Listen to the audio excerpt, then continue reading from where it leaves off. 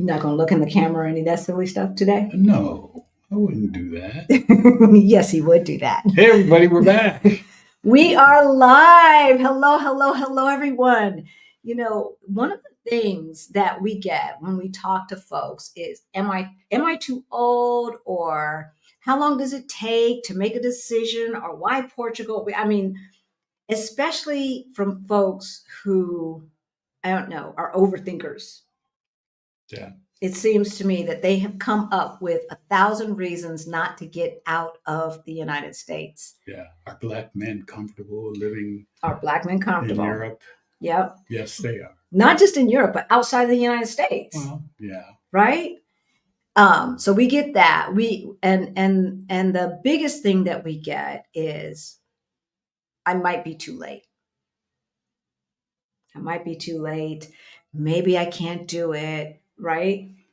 So we're going to talk about that. We are going to talk to a couple that has recently moved here and hear their story. Where's here? Where's here? Lisbon, Portugal. Oh, you hear his accent? Don't say nothing. Don't get in the comments talking about his bad accent. We are in Lisbon, Portugal, y'all, right? Lisbon. So let's get to it. But first, hey, y'all, my name's Halisi. Oh, that's right. We got to introduce ourselves, huh? You forgot about that? I'm Rick. Welcome to our Black Utopia. On our channel, we talk about money. We talk about travel and retiring abroad. We help folks who look like us get their money straight so that they can retire on time or maybe even early, right? All right. So who are we talking to today? We're talking to Ron and Vivian. Yeah? Yes. Tell us more. Yes. Well, they are a wonderful company. Did I say company? They're a wonderful couple. He's getting nervous, y'all. On my mind. He's getting nervous. This is like our 177th video. Okay. And my beautiful husband, I love you. I got a lot of stuff on my mind. Yes, you do. He does. They're a wonderful, beautiful couple from Texas, San Antonio, Texas, where they're coming from. Where they came from. That's right. This is home now. Right? Exactly. But first, if you're new to our channel, then you might not know.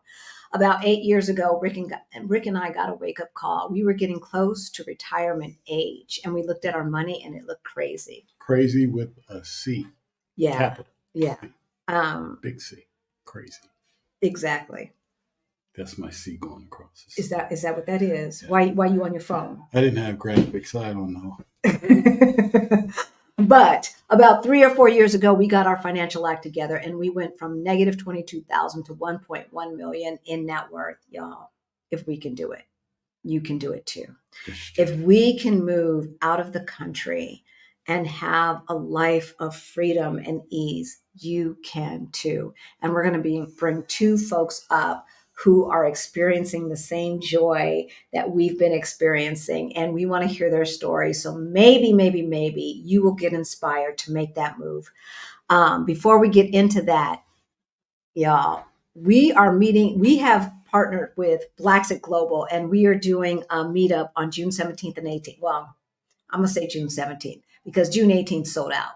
If you didn't, look, it's too late.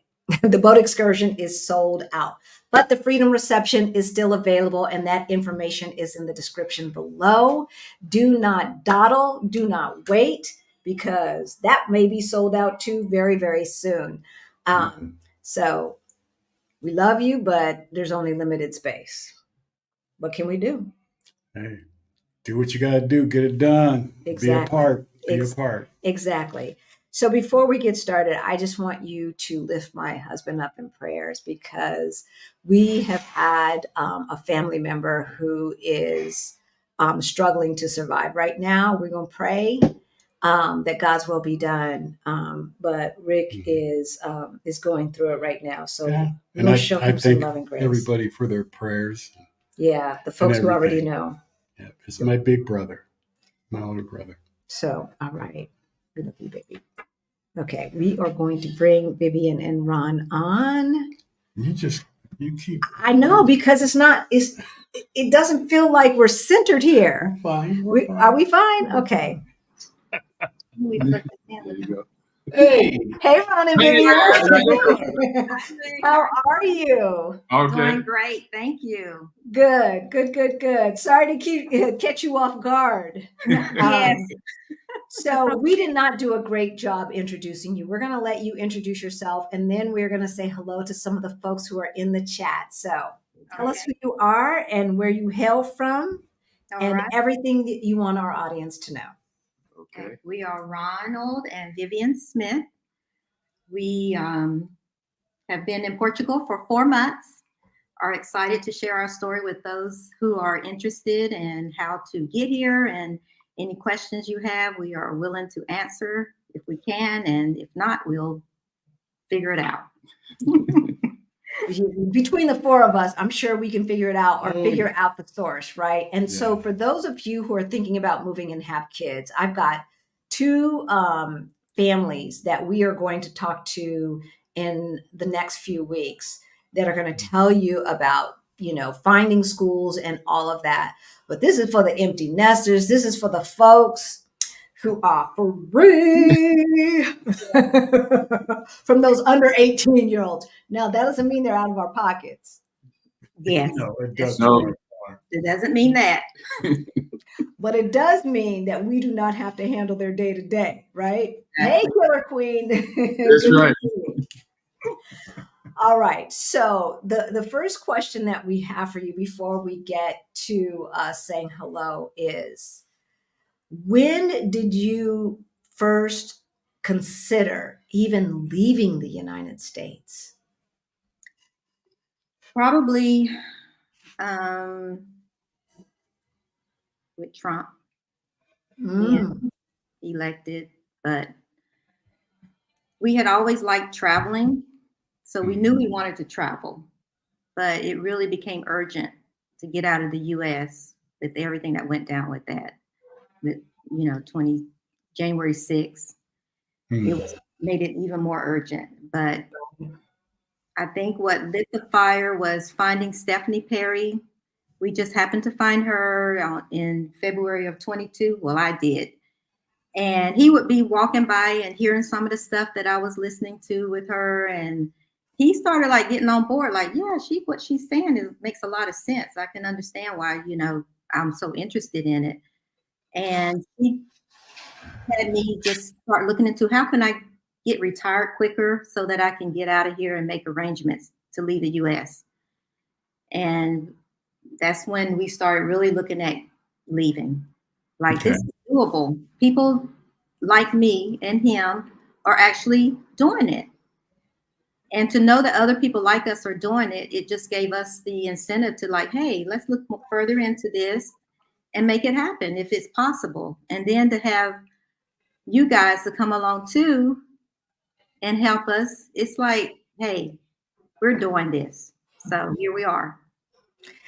So you found Stephanie Perry a month before we launched. I was asking Ron, when did we find Halisi and Rick? Because I was like, I think it was after we had gotten our Mexican residency. Okay. In November of 2022. And then we heard your story of how you got yours and you were in the process of coming to Portugal also. And when I heard you say, I can't say it specifically how you said it, but you said it's good to have options. Mm-hmm. So when you talked about having a Portugal residency or a European passport, we thought, hey, why don't we try that too?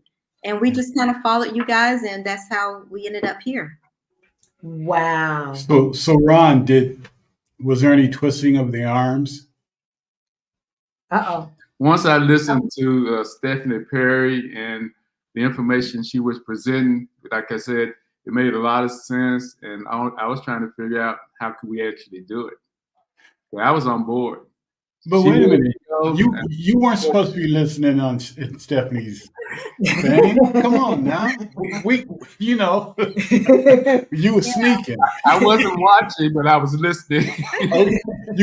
You walk by and say, "Wait, what?" Mm-hmm.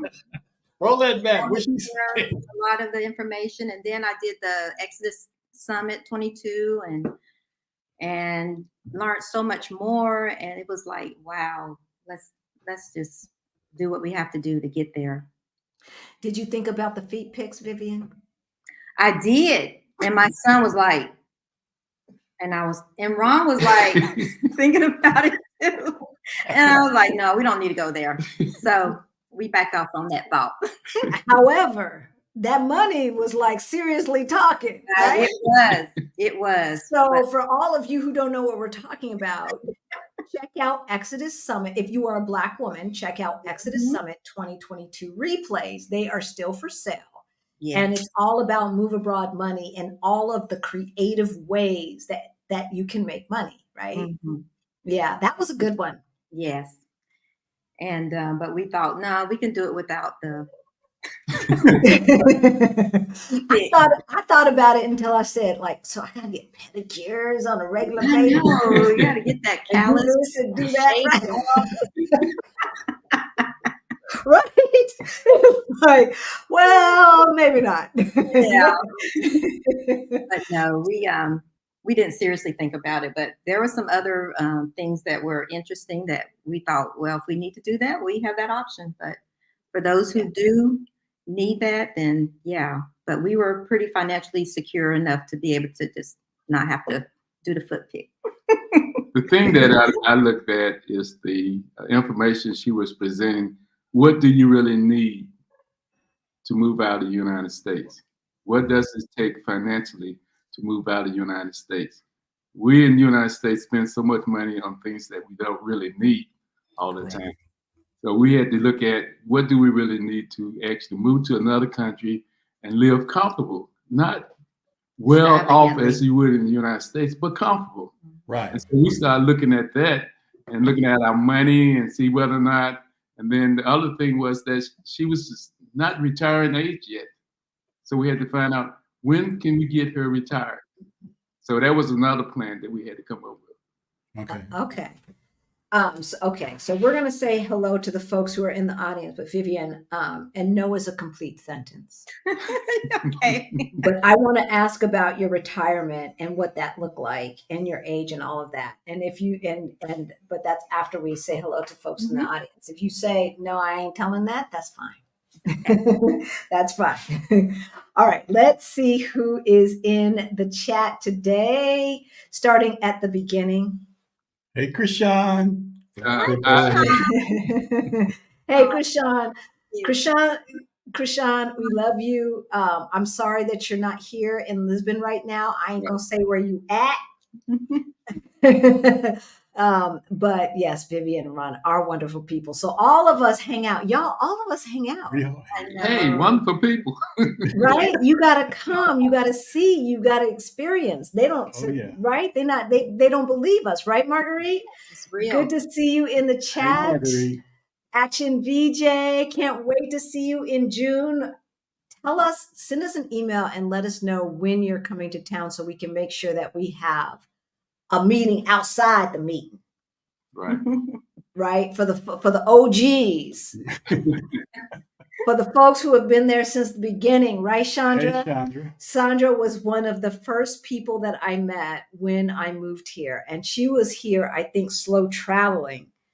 And one of the first folks that I met. And so, you know, you just look. Hey, Helen, good to see you. Helen number 2. Not to say that you're number 2, but 2 Helens in the house. We got Vanessa. We got Shanora K. Wow. From North Carolina. Hey, Shannon. Who's from North Carolina? I said, we're both from North Carolina. Thank you. So they moved from Texas, y'all, but originally from North Carolina before that. Yeah. Just like we moved from Colorado, but we're originally from California. Well, right. Ohio and California. Ohio, yeah. Me, just Cali. I don't do no Midwest stuff. Hey, I ain't trying to do no Midwest stuff. Those flyover states. Ain't trying to do that. We love you, Shanora. Hey, Joyce. Good to see you from the Bay Area. Muito caro. We got Melon T in the house. She ain't saying good. Hey, good to see you again. Regina is in the house. Frederica. Hey, Frederica. For another one from North Carolina via Colorado. Valerina's in the house. Hey, Rapper MD. We just were talking about you in the Side Hustle Challenge. Were your ears itching? Because we were talking about you. Yes. Great things. Exactly. Hey, Pinky. Good to see you. Diane is in the house. Greta, Midlife Money Moves. It's time to start that YouTube channel and blog, Midlife Money Moves. Come on now. It's time. It is time. Do it. No more sideline, right, Ron? No more sideline stuff. We've got a new name. Selnetta Cox. I knew some Coxes, but it's probably a pretty common name. New name. Welcome. I'm glad you might have been lurking in the background, but when you said Selnetta, is it Selnelda? Selnelda. Thank you. I think I'm a little bit dyslexic. You need some more medicine. Yeah. Oh, is that how you're gonna go? That's what you're gonna do. That's where I'm gonna go. You need more medicine. She needs more medicine in her. Hey, Sharon. Hey, Jess. Yakota is in the house. Can't wait to see you in June for our meetup. Yes. Oh, all of you who are coming from the meetup, I'm still working on the t-shirt form, but it will be done tonight. I've got the form done. I just need to set up the pay link and all of that. And then we'll have matching t-shirts for the meetup. Wow. Yay. As I said, the boat is sold out. So that means the package deal is sold out. There's no mas, just the reception. Hey, Tanya, good to see you. Wanda is in the house. RH, new name. What about solo female retirees? All day long. All day long, RH. All day long. You wanna check out Solo Girl, Picky Girls Travel Solo. That's one thing. And I would say at least 40% of the folks who retire here are single females. Yes, I would say that. That's here in Portugal. Now, I don't know about other places, but here in Portugal, that's what's happening. That's what's happening. Sir Pat the man, right? Ron, do you feel like you're in the minority at when we gather together? I know you felt that the other night. Yes, of course. That was the Exodus Squad thing. That was the Exodus Summit. So but even like at Twana's house and stuff like that, right? Oh, yes. It's women. Yeah. Most is 3 or 4. Man. Exactly. So where are the single men at? Because we know they exist in the States. Boa noite. Hugo. My people from Maravilloso. Hey, Hugo, it's been a while since we've seen you. Yeah, we've missed you in the chat. Welcome back. Absolutely. And even if we're not talking about Portugal, there's going to be some Portugal questions. You know that, Hugo. You know that. And Hugo's one of our experts on it. So Exactly. Love Park Connection. Good to see you. Hola, Good to see you in the chat. Hey, Rob, Patricia, Sharon. Of course, we said hello to Killer Queen. How you doing? Yes, definitely. And Vicky is in how you know who we've met with in person because they get an extra shout out. Hey, Diana. All right, we love you all. We love you so much, and we thank you so much for being here in the chat. But let's go ahead and talk more. Okay. I want to know, when was the first time that you thought you might want to make a decision to move abroad, and why? I would say it had to be the spring of 2022. Oh, really? Yes. That was your first thought about it? First thought about living abroad. Okay. I always thought about traveling and returning, spend a couple months somewhere after I retired. Okay. But it was probably strong urge to leave the U.S. and just live somewhere else in the spring of 2022. Although it crossed your mind when 45 got elected. Oh, yeah. Yes. It crossed our mind back during Obama versus McCain. Okay. So even earlier. Because when we looked up the information on Sarah Alaska Palin, Yes, and the fact that she flunked out of community college. Oh wow! I don't know about you, but I like to vote for people who are smarter than me. Exactly. Yes. But that was when we talked about it. Yeah, we had talked about it before, but it was no doubt 2022 we had to get out. We had planned to visit other countries, even take the family. Mhm. Like we was going to do a trip to Korea, to take Okay. Korea and take the whole family, and then COVID broke out. Mhm. And so Yeah. went on, we kept trying to find some way to get the family together to get out of the United States for a while. Okay. Right.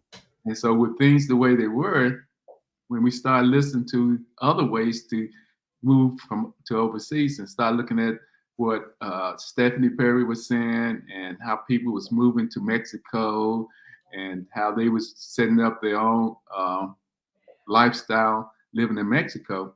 Our concern with Mexico was we didn't want to go from Texas fire down to Mexico's hot fire. So we was looking at an area that was kind of temperate. And so we looked at Puebla and Mexico. And we actually went down and visited for a week. And we liked it. So we learned that everything that you hear on the news about places like Mexico, it's not true. Not true. It's not true at all. So, that part right there. Exactly. And that stops a lot of people. It's like, well, what about this? Well, what about that? It's like, have you been there? Are you just listening? Are you hearing about it? Mm-hmm. Well, they do this and they do that. It's like, you got to go find out for yourself. Like the young man that we had on the show last week. He said, the best thing I could tell you is go see for yourself. Yes. Just test the waters. And if it's too cold or too hot for you, then you can always get out of it.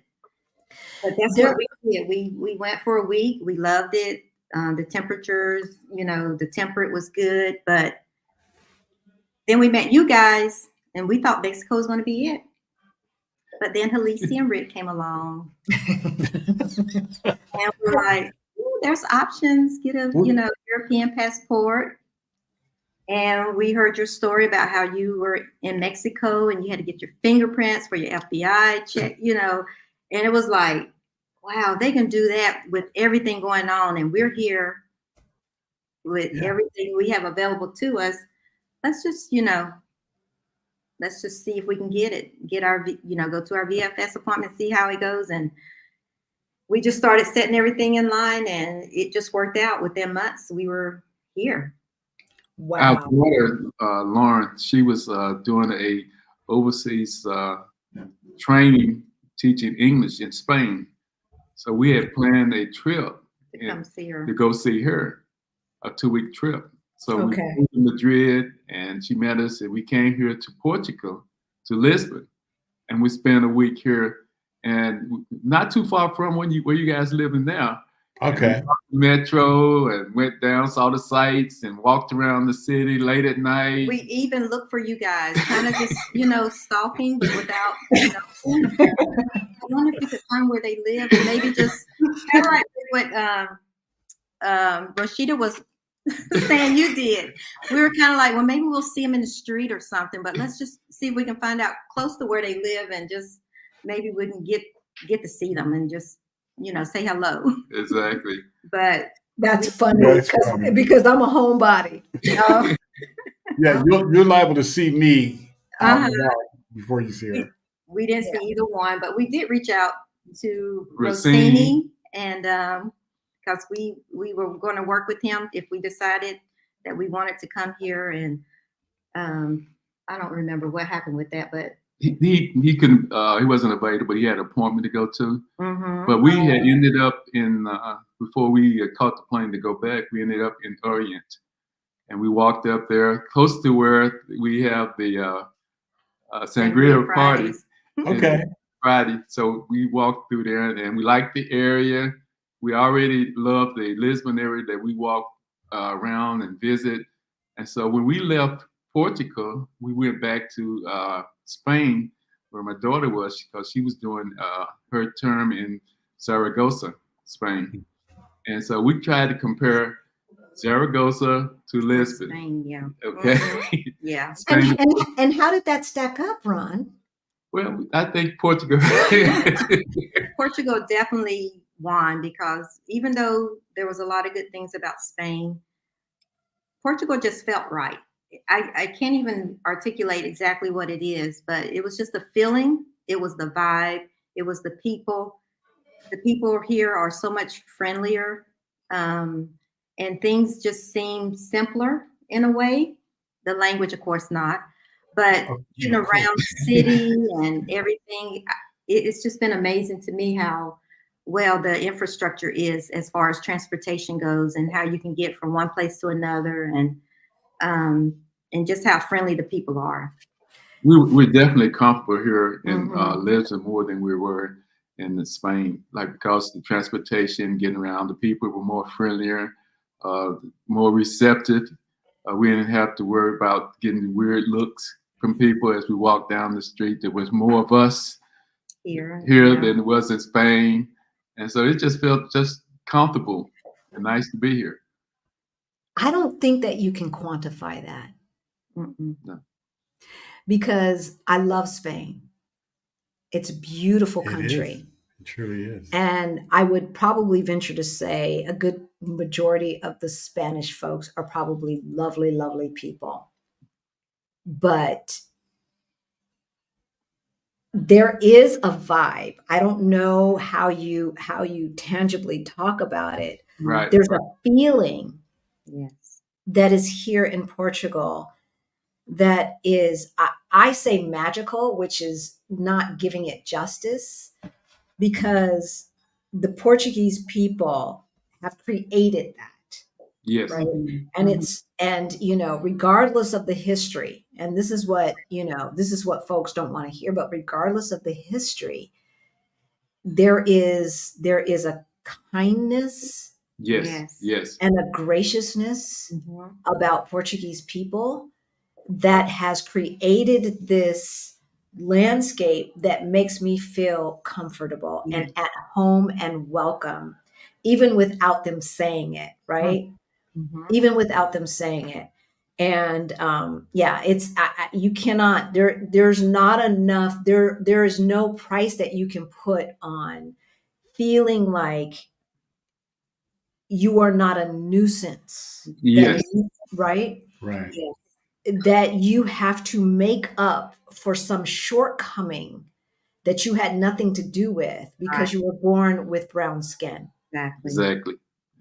Yes. And they're so receptive of, even though we don't speak Portuguese at all, we try. And so they don't laugh. That's the thing. You try. We try. And they don't laugh at us, and they're patient. Very and patient. So if we mess it up too much, then they'll just tell us write it down. English. But yes, they're very gracious. I've definitely had that. Like, do you speak English? Yesterday, I was in a store getting some perfume, and she was talking to me in English, and I just refused. Wow. Okay. Good for you.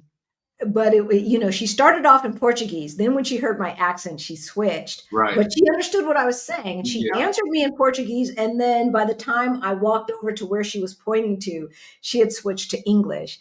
And so by the time I paid for my stuff, she's like, your Portuguese pronunciation is very good. Awesome. Good. Yes. Go, That's good. Halisi. Well, a lot of times they want to practice their English. Right. Exactly. And you can practice your English, and I'm gonna practice my Portuguese. Right. And it's jacked up, as Cortez would say. It's jacked up. So if you guys don't know, Cortez is Move Abroad and Thrive from Merida. Yes. We know Cortez. But yeah, but I try. As long as you try, I find that folks are receptive. Right. Yes. Yeah. Exactly. Yeah. Okay. Did you have something that you wanted to add? No, not yet. Okay. So Vivian, let's talk about this retirement. Uh-huh. So you said you were not quite at retirement age, or that at your job you had not reached the level. Which one was it? Both. Because, okay, I'm a retired registered nurse. Okay. Retired registered nurse. But when I was I was a labor and delivery nurse for 10 years.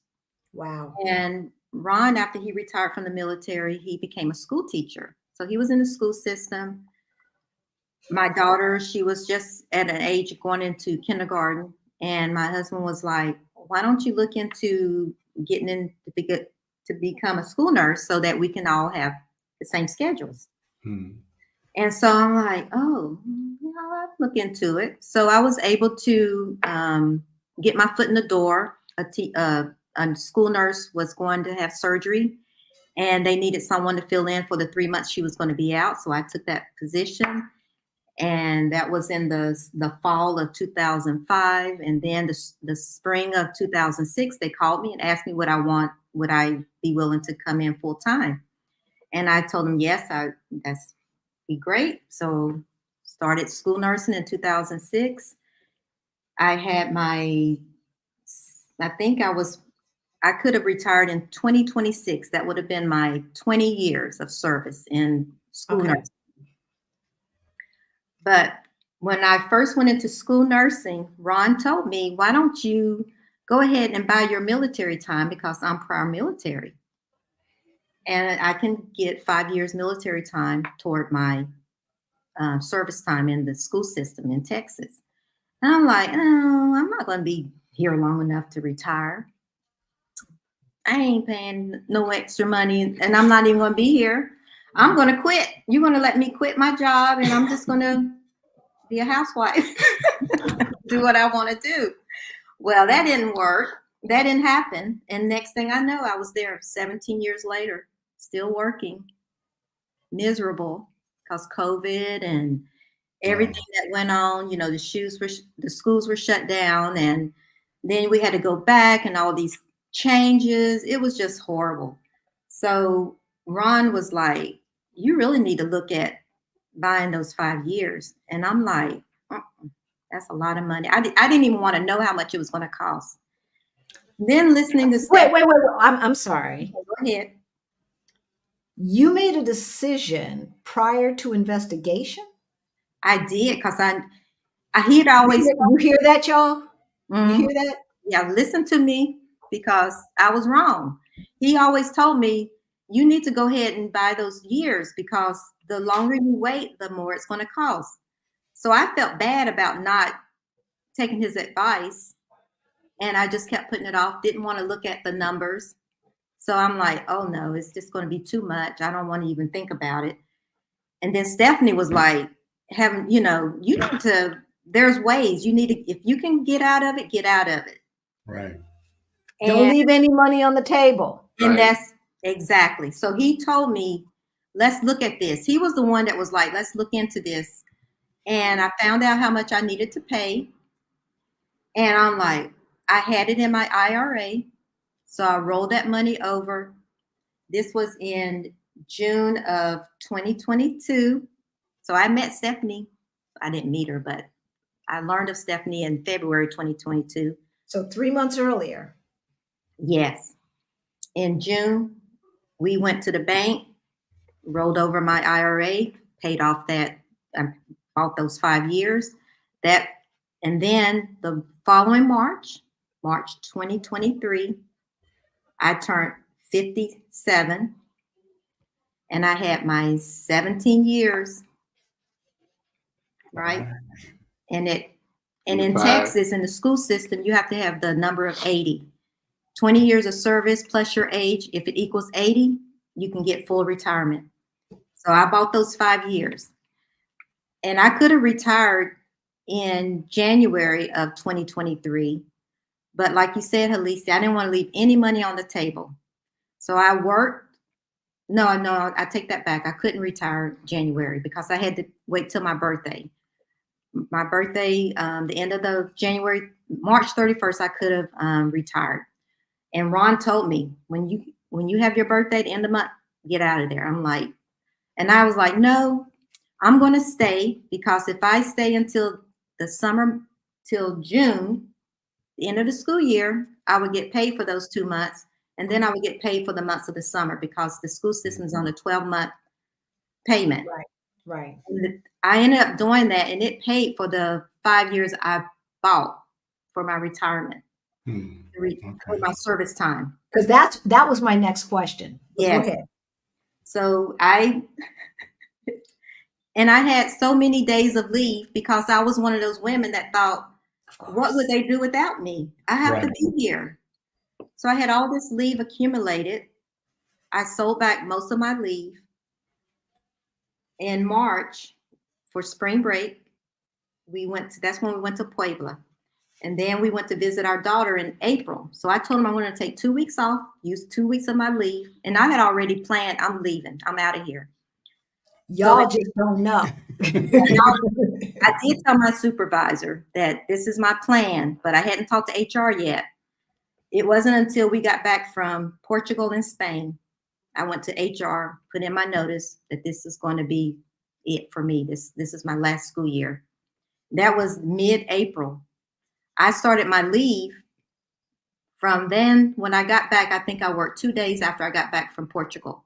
Worked 2 days, and I was off the remainder of the school year. Wow. Then I got payments for those months and the summer months. And that amount of money paid for that amount that I had to pay for my 5 years of service. Plus, when she retired at the end of school year, her your retirement started that January. So she's not only getting paid for the 3 months of the summer for the school year, but her retirement started at January. No. Okay. I mean, that June, they started at June. Yes. So I drew my first retirement payment last summer.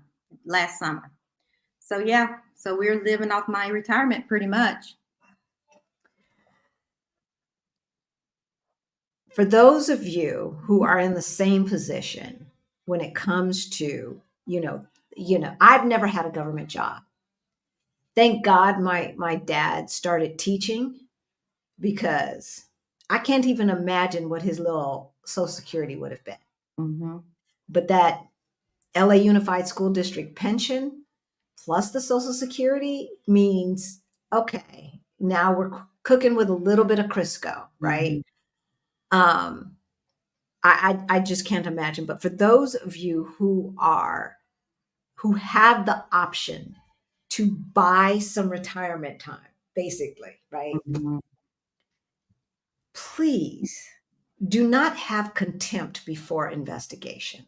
Right. And do the ROI. If I don't know what this costs, but let's just say it costs $5,000. How long would it take you to make up that $5,000, understanding that you now get the pension today? Yes. Or tomorrow, right? Like, would it take 3 years for you to become break even?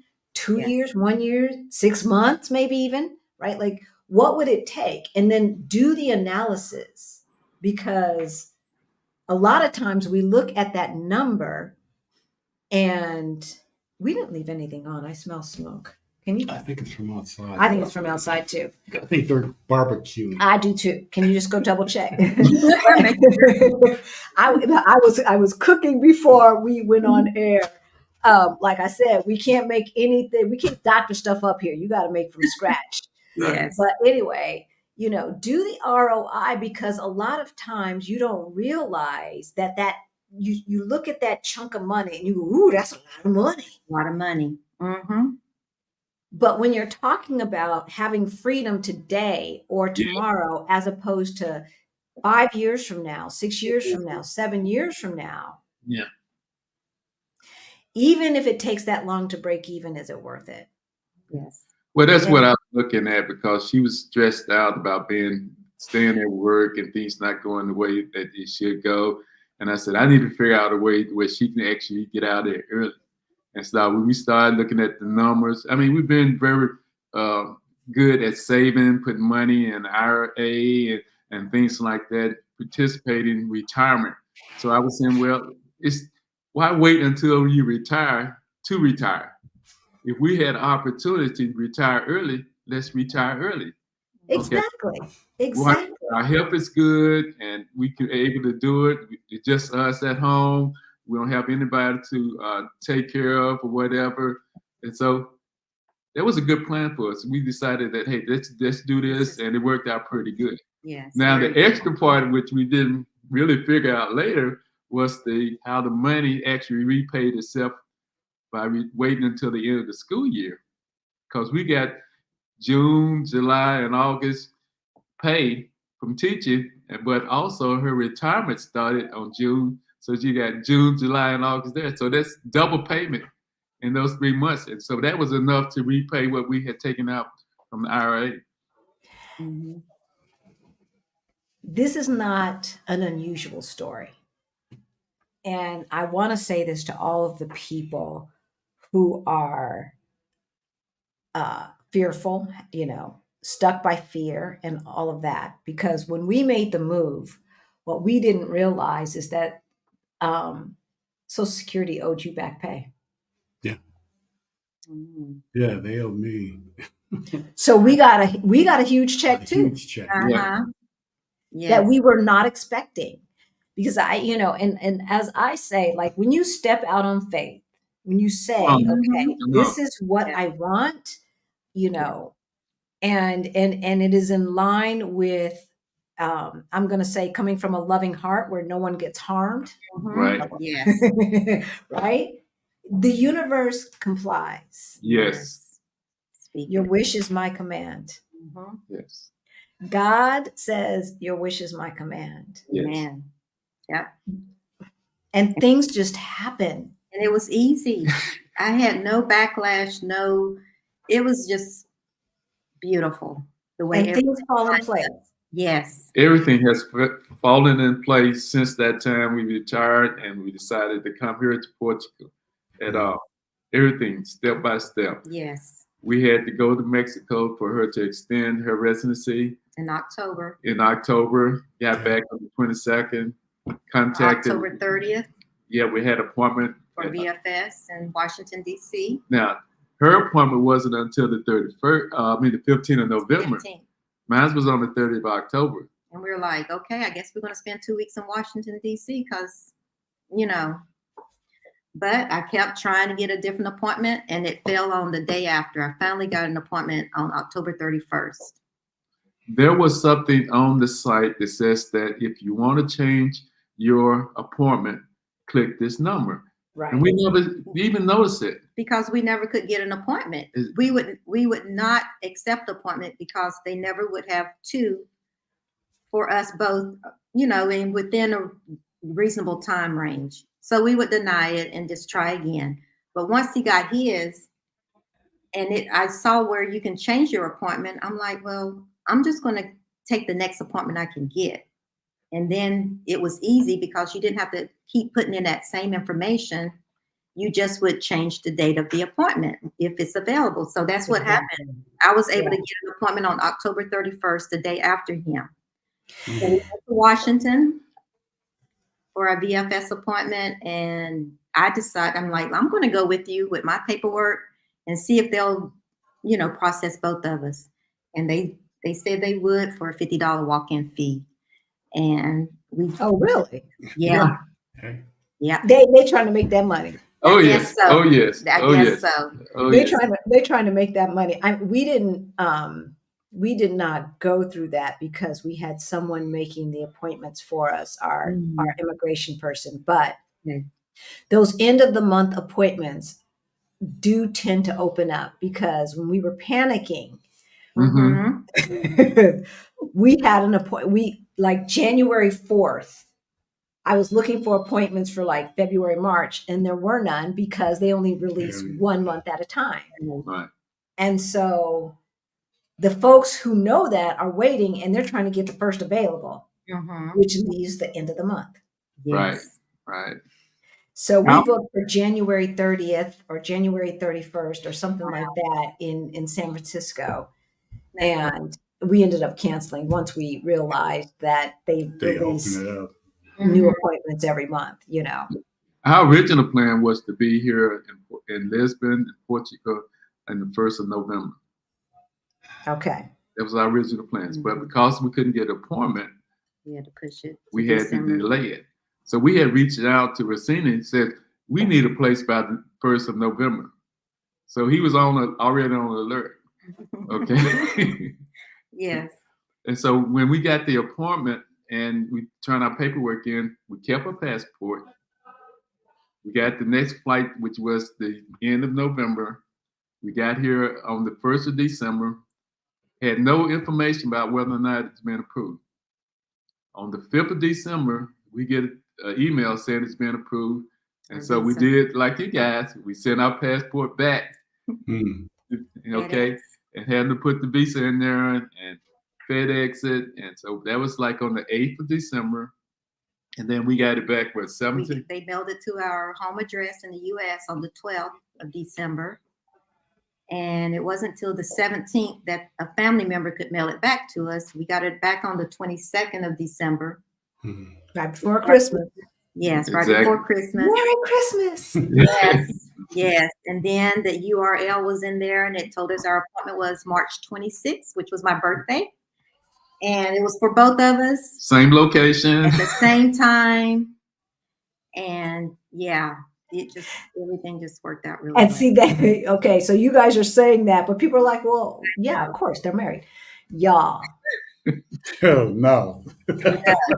Everything does not work the same way everywhere. And you have to, like, some of the things that seem goofy, like having a married couple not have a immigration appointment who are in the same household, not having an immigration appointment on the same day during the same time period seems like an oxymoron. Right. Yes. But I have a feeling that a computer generates these times and they just go for first available wherever you are. You could be going to Braga and I'm here in Lisbon and you go and baby boy got to be in Coimbra. Like right. And that's just the way it is. Yes. We recently met a couple in that situation. You know, they're 3 hours apart on the same day, their appointments. So it's crazy. I know who you're talking about, but in different places. Yes, yes. Yeah, totally different places. We know who you're talking about. Yes. Okay. And with all of that, do you regret anything? No. No. Not at all. No. Not at all. We wake up and I'll be just walking through the apartment and I'll say, Ron. And he was like, what? We're in Portugal. Can you believe we're in Portugal?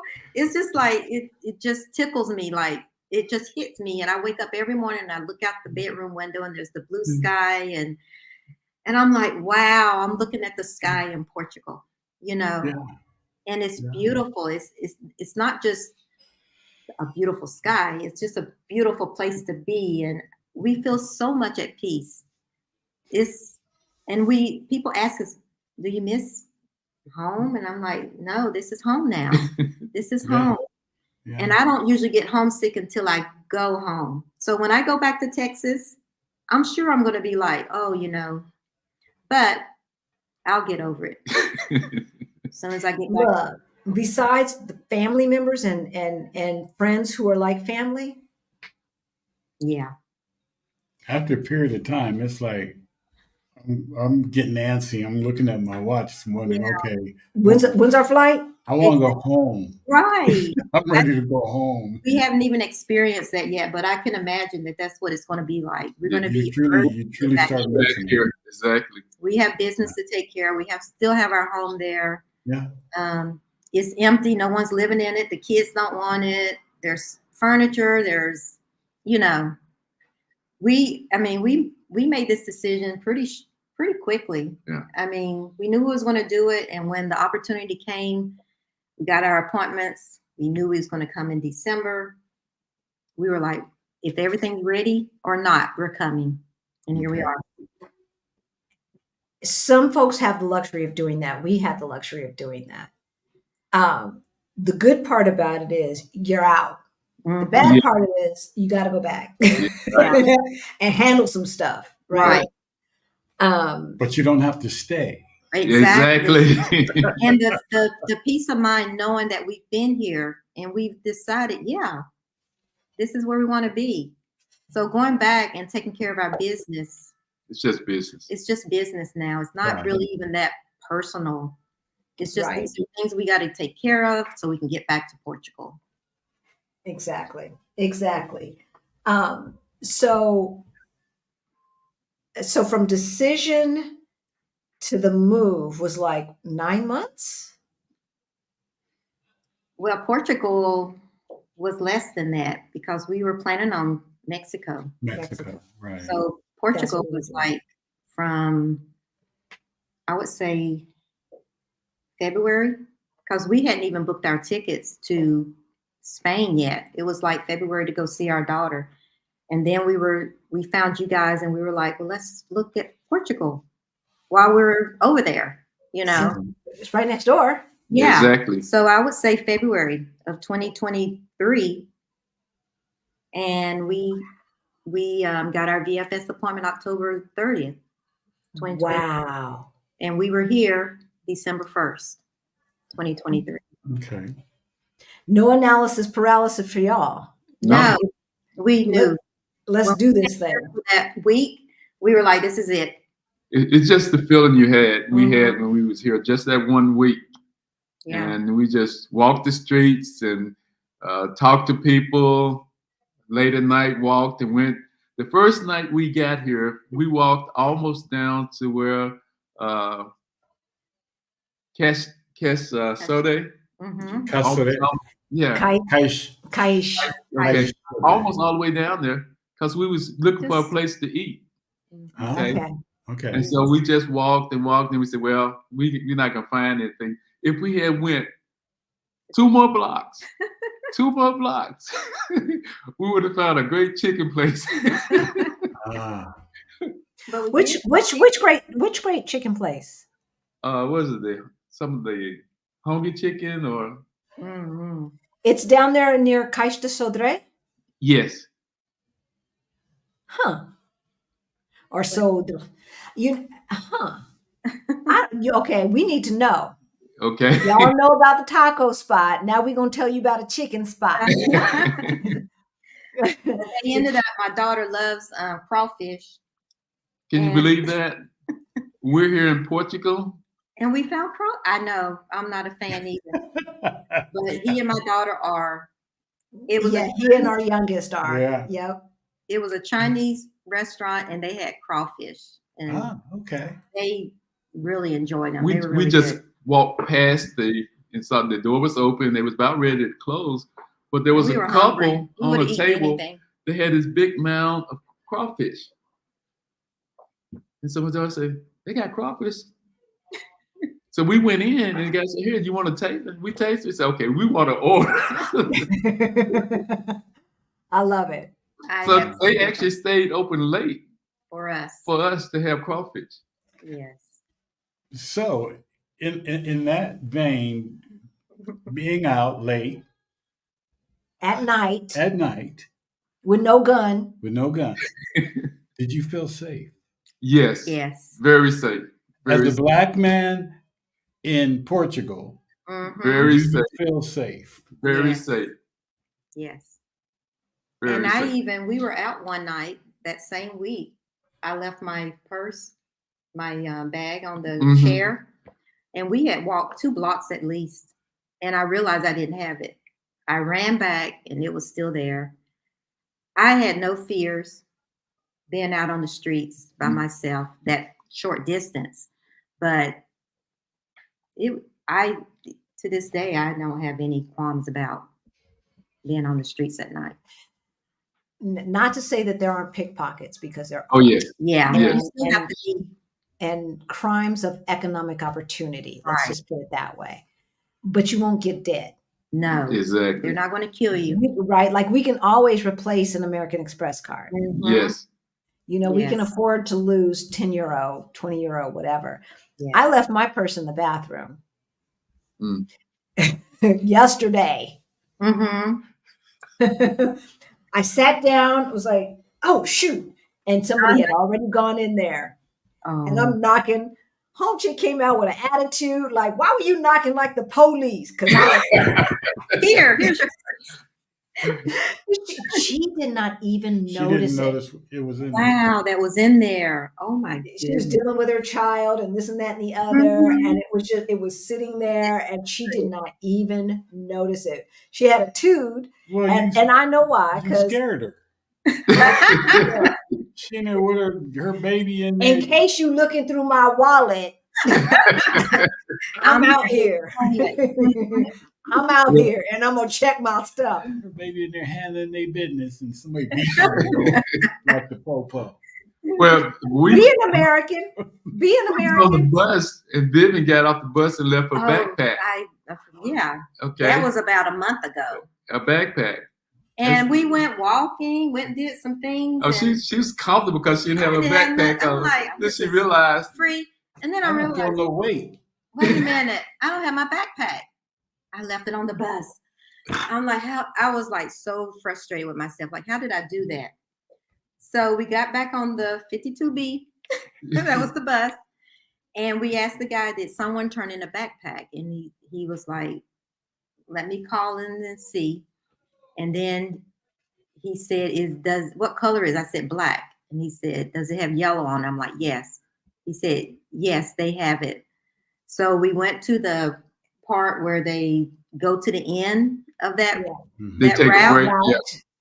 And that bus driver had my backpack. Nothing had been taken out.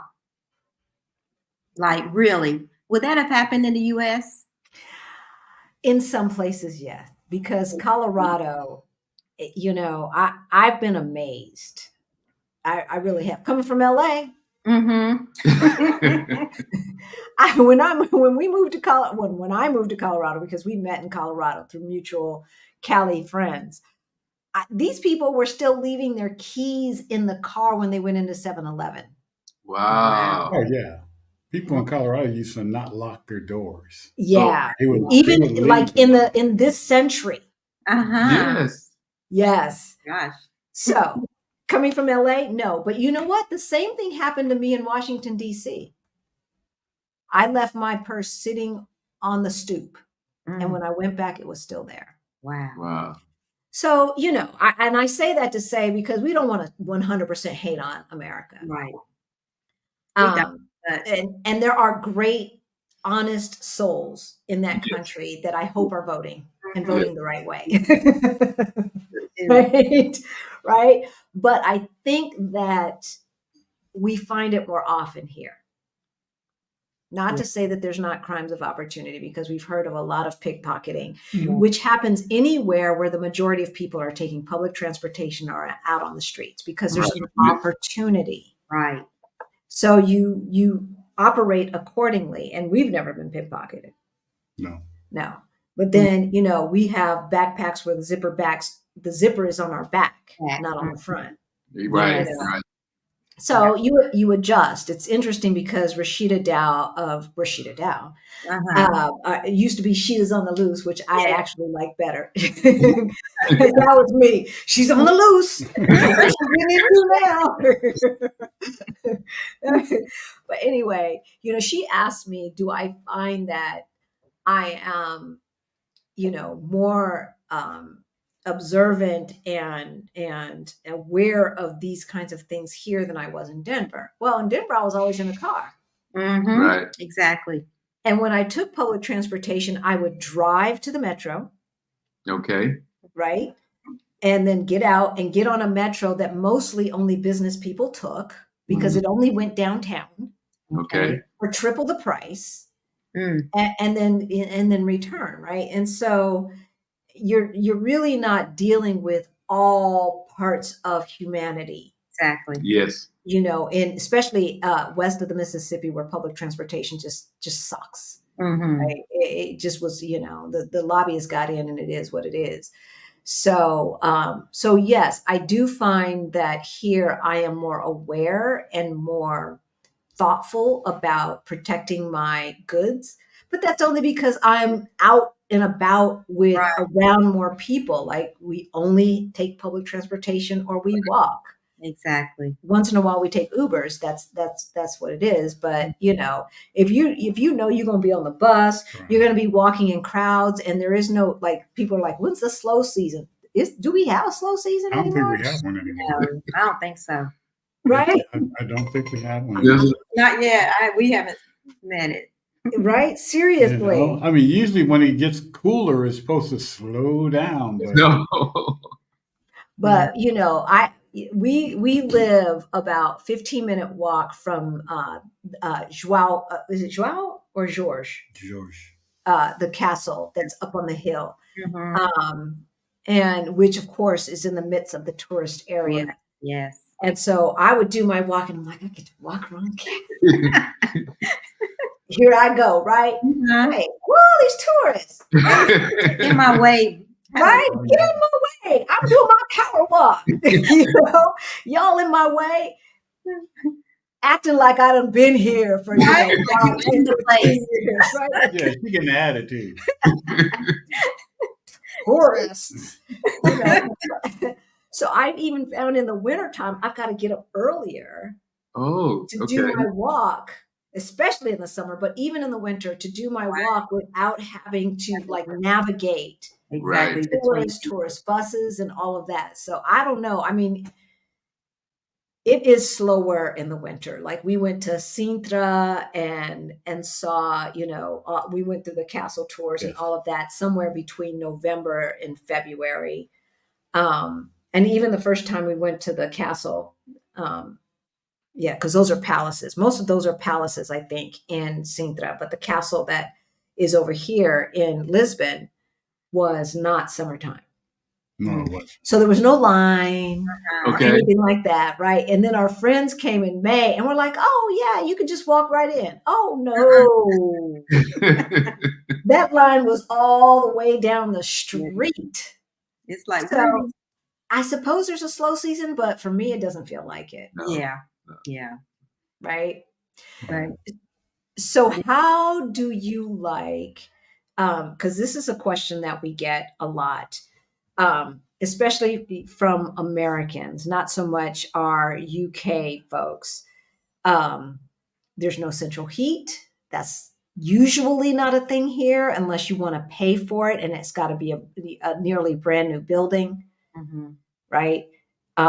Most apartments don't have dryers, so you're hanging your clothes, and then also our washer's not in English. I don't think many are. And the temperatures are Celsius. Yeah. Our dishwasher has on off. They do have ON and OFF. Our oven also is Celsius. Yes. You Google it. There you go. You Google it. What's this mean? Yeah, and I found it kind of enchanting, if you want to say, because I'm a country girl, so hanging clothes was just kind of neat to go back there and just do that. We have a little area outside the front door of our apartment, and it's locked, and you open it, and there's clotheslines, and you can hang your clothes there. And I just found it refreshing. We have a washing machine, and it's a 2-in-1, but we rarely use the dryer part. I heard they don't work too well, those 2-in-1s. But I guess it depends on how much you put in. So ours worked okay. Yeah. And as far as the dishwasher, I'm the dishwasher, or Ron will wash I'm the dishes. dishwasher. She the dishwasher. We wash dishes. We didn't use it at home in the States much, so that was our drying rack, if anything. But here we hand wash. At home, I would just feel. I don't know. I just felt like your dishes are dirty. Wash them. So. I use the dishwasher here because sinks are too small. Yeah. The side of the sink, there's only one sink. Yeah, you got one sink. And we used to have them both, and it's like sometimes I'll wash dishes depending on what's going on. But most of the time, I'll put them in the dishwasher. Fortunately, we have nothing, and so it makes it a little bit better. You have a double sink? Yes. Okay. So we just have a single sink. And do you have a garbage disposal? No. No I wish. Garbage disposals are not universal here in Portugal. But we do have an area that is stainless steel that is a drying rack area. Yes, okay. yes. With the grooves and all of that. Yeah. The water trains down. Mm-hmm. But unless it's something that we only have one of, like our knives are not supposed to go in there, the butcher knives and things like that, or something that we only have one of, like a measuring cup. Right. Everything else that we have multiples of, like plates and stuff, I ain't washing that. They go into the dishwasher. I'm not washing it. What I found works for us. We use 2 plates, 2 bowls, 2 spoons, 2 forks, 2 knives, and we just recycle them. And we just have them out. We have them, on the counter. There's like a little rack we can stack them on, and it works out pretty good. And it's like your dishes stay clean. And I think that's where we started out. That's what we were going to do. Yeah, we started doing that. But our landlord actually had dishes here. Like 2 different sets. Okay. And probably not a complete set of either, but I don't care, right? Like, I'm gonna use them. Right. But they didn't have any American coffee cups. Oh yeah. The espresso cups, right? But no American. So we bought 2 American coffee cups, and we're like, so we got to wash them every day. So then the next time we went to Continent, we bought 2 more. 2 more. And then we had some company come in, so we bought 2 more, right? Like, so now we got 6. Then when I went back to the States, I brought my personal. Yeah, he bought his big mug. Well, it's not a mug. And all of them, besides your mug, goes in the dishwasher. Yeah, I washed that by hand. Yeah, you wash that by hand. Yeah. I'm through. With and now we have one of the things that we had in the United States, but was a splurge, was a housekeeper. And we only got that after, we had a little bit when we had somebody, one of our nephews living with us, but then when my dad came and then just trying to keep him, I got a laundry service. Okay. Because I'm not washing. Like, when he first moved, he'd wash his own clothes. And it wasn't until the middle of the pandemic that I realized he wasn't washing his clothes anymore. Yeah. And what's that smell? Oh no. Oh, heck no. Yes. So I found Stephanie Perry. This is around the time I found her, at the beginning of the pandemic. And she was like, how to live a life of ease. If you can afford to pay for someone to do some of the stuff for you, pay for it. Yes. That's all I needed to hear. Oh, there's a such thing as a laundry service? I don't have to do all of this myself, because I told Rick and our youngest, look, I'm not the maid. Our son I taught him how to wash his own clothes at 13. Exactly. Yeah. I never washed Rick's clothes. And he washed mine once, and I said, don't you do that again. You put stuff in the dryer that wasn't supposed to go in the dryer and all that. No. Hey. No, right? I tried. Exactly. He did. And I love him for it. But I don't want to do all of that. So I'm certainly not doing it for my dad. So, like, laundry service, having a housekeeper, it was very, very, very expensive. Yeah. Right. And I don't know that I could have kept that up in retirement. Right. Well, like you was asking about the mold, and we haven't experienced that. We don't have AC, so we're wondering how the summers are going to be. But just get a fan now. We have a fan here. We do have a fan. Okay, good. And we have heaters in every room. There's like the electrical wall heaters. We didn't use them too much this winter. We ended up buying like a little portable one where we could put it in each room, because it took the electrical ones on the wall a while to warm up. Heat up. So we just bought a little I mean, it's so cute. It's only about that big, but it heats up the room pretty quickly. Wait a minute. You have heaters on the wall They're on the wall, but low wall on the low part of the wall. Oh, okay. Every room in the bathroom has something else. I don't know what that is, but it's the towel heater. No, it's a heater.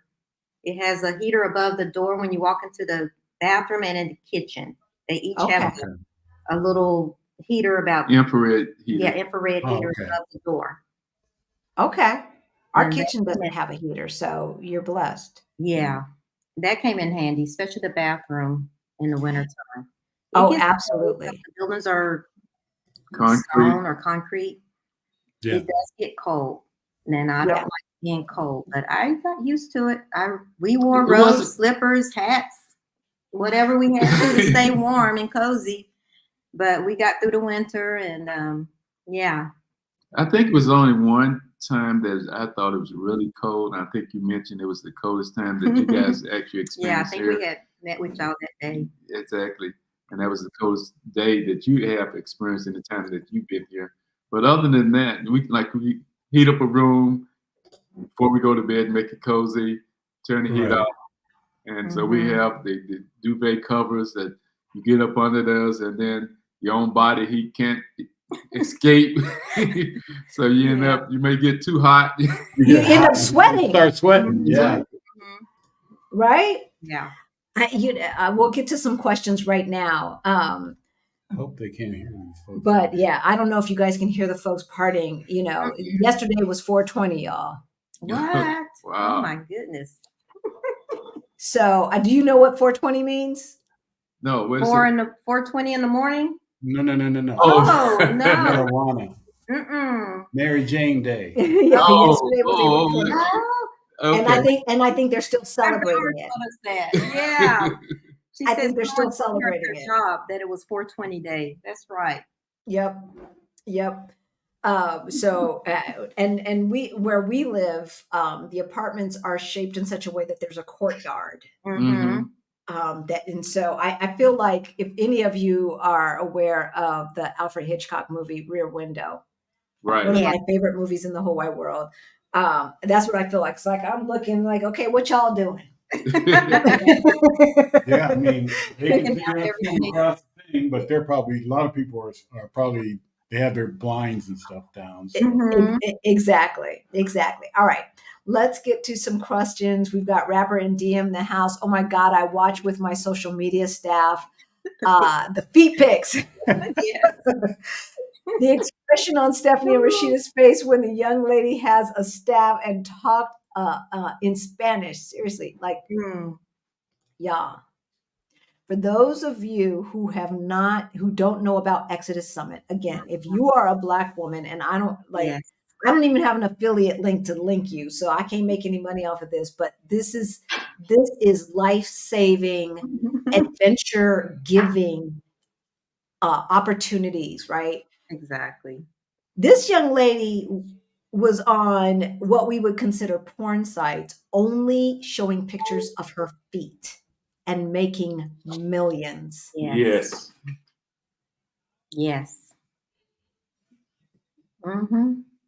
Look, I thought about it. I know a ordained minister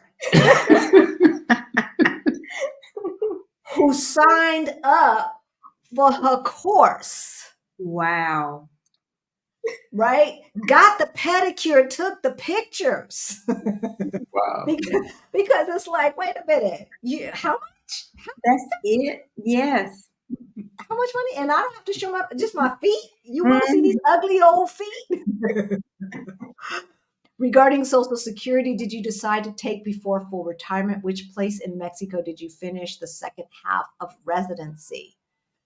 So Rapper MD, okay. So the second half of residency, I got you now, Mary. The second half of residency is trading in your residency visa for a green card. Yeah. Okay, so where did you guys get that done? We flew into Cancun, and we got We actually went through the process in Playa del Carmen. That's where we got our cards. And did you hire someone to help you, or did you DIY it? We DIY'd it. We actually got our visas in Laredo, Texas, which is like a hour, 45-minute, 2-hour drive from San Antonio. Okay. We couldn't get appointments in Houston, San Antonio, or Austin, which is where we was trying. We found out in the process of trying to get appointments there that Laredo had an embassy there. So we went to Laredo, a consulate, I'm sorry. We drove to Laredo, and we got our visas the same day. And we had, 120 days to get to Mexico and finish the process. And that's where we went to Playa del Carmen and got the second part done. Ron got his permanent. I got my temporary. And then this. Wait a minute. They didn't give you both permanent? No, I was still working. Yeah, she wasn't retired yet. And I know. I was hoping. I tried. Okay. So for those of you, I just said to them, like, say we met February 15th. I'm retiring March 15th. That's what I said. If I had thought about it, I would have done that. Yeah. Had you found us back in those days. Yeah, exactly. I'm retiring March 15th, even though I didn't retire until, like, say, April 1st. Uh-huh. You know, when you're like, no, give me permanent too. Mm-hmm. So when I said, because she looked at my age at the time, which was your age, and she was like, I was like, no, baby, I'm retiring. I am retiring. Wow. So you need to go ahead and give me permanent, and she did. And she did. So for any of you watching, if you need to move your retirement date up a little bit, you know, you can always change your mind. But you retiring, get permanent. If you're retiring in the next few months, what difference does it make that it's this month as opposed to next month or vice versa, right? Yeah. Your visa is good for 180 days. Yeah, that's what I was about to say. It's not 120 days, which is 4 months. It's 6 months. 6 months, yes. 6 months from when you get that visa put in your passport until you have to show up in Mexico to trade that in. So you don't want to wait till the last minute because you might not get an appointment that day. Right. Exactly. And if you miss it, you have to start all over again. Yes. And they might have increased the standards by then. Yes. Or you might not get somebody as nice. And don't go in during Christmas. Don't go. You can avoid going in December because everything shuts down. And we had bought plane tickets to go and finish the process in December while I was out for school for the Christmas break, and found out that no, they're going to be shut down. So we had to try to go during the week of Thanksgiving break, which is what we did. And I got my temporary. He got his permanent. Okay, that's good to know. Yeah. And then in October, before we came here, October 22nd, we went back to get my 3-year temporary. And I tried to get a permanent, and she's like, no, you have to get the 3-year temporary. They want the money. That's what it was. Okay. Once they got you. Yeah, they want the money. Yeah. Once they got you. But that's okay because it's an easy process. And so we encourage everyone who qualifies for Mexican residency to get it. It's easy. It's a lot easy. It is, most of us in America are very used to the Mexican culture, the food, and everything else. And so to me, it's a soft landing in Mexico. Do not believe the hype. Do not look at the Chicanos who are in your neighborhood and say, well, they don't like us anyway. And say that that's how Mexicans are. Those are Mexican Americans. Right. Probably more American than anything else. Right? So true. I worked with 97% Hispanics or Mexican Americans, and none of them would go back to Mexico. I've had Mexicans saying, why would you want to move there? Exactly. Right. Exactly. So and maybe because like the folks who said that do look Mexican, maybe they don't get the same kind of privilege. But it seems to me that anybody who, first of all, in Colorado, this is so coming from Cali, I never met so many Mexicans who didn't speak Spanish in all my life till I moved to Colorado, because they're like, look, the border didn't cross us. We, all of that. Because they've been there for generations and generations and generations and generations. Right. And so they're like 8th generation. Basically, since we signed whatever treaty back in 1817 or whatever, they've been there and they don't speak Spanish. And so it seems to me that even them going to Mexico would not necessarily get any kind of, and I hate to say it this way, because Americans do get privilege. We get privilege in most of the places that we go as POCs. Yes. Now, white folks will probably say this is normal. This is how I'm supposed to be treated, right? But we're not used to it. Right. So I would say, to me, it seems to be in our travels that English speakers get privilege. Yeah, you do. And that's today. Yes. Can change tomorrow very quickly. Yeah. So get while the getting's good, because that doesn't necessarily mean that that's how it's going to be tomorrow. Exactly. Right. All right. Right. So good afternoon. First time in the chat. What part of Ohio? Is that a question for me? There has to be a question for you. You're the only one who's from Ohio. Ain't none of us claiming that old state. What part of Ohio? Northeast. So I came from I call it a town, but it's actually a city. Okay. It ain't no city. It's a city. It's called Steubenville, Ohio. It's a ville. Once you put Bill behind the name, it ain't a city. Bill. There's a video. Population 2,000. Oh, no, there's more than that. I don't know. I haven't been back there in so long. I left when I was 12 years old. That lovely Why city. not? There must be a reason. I mean, It's a have town. a lot of family there. Yes, I know. There's a lot of love there, but It's I just have never Steubenville. been. I've been back for a wedding, something like that. He tried to get me back. I just wanted to show her where What he told me that Bebe and them had a club that was really a burnt out building that you could look up and see the sky, and they had a makeshift bar, and that was called The Club. my uncle, God rest his soul. Oh my goodness. The story behind that, but I ain't gonna get into it. But I wasn't willing to go. Yes. I'm a claimant. I'm a Black American princess. I grew up with privilege. I ain't trying to Go through it. But anyway, Steubenville, Ohio. Okay. where they have burnt out buildings called clubs. We're across the river from West Virginia. Weirton, West Virginia. West Virginia. Killer Queen says English is much more widely spoken in Portugal than in Spain.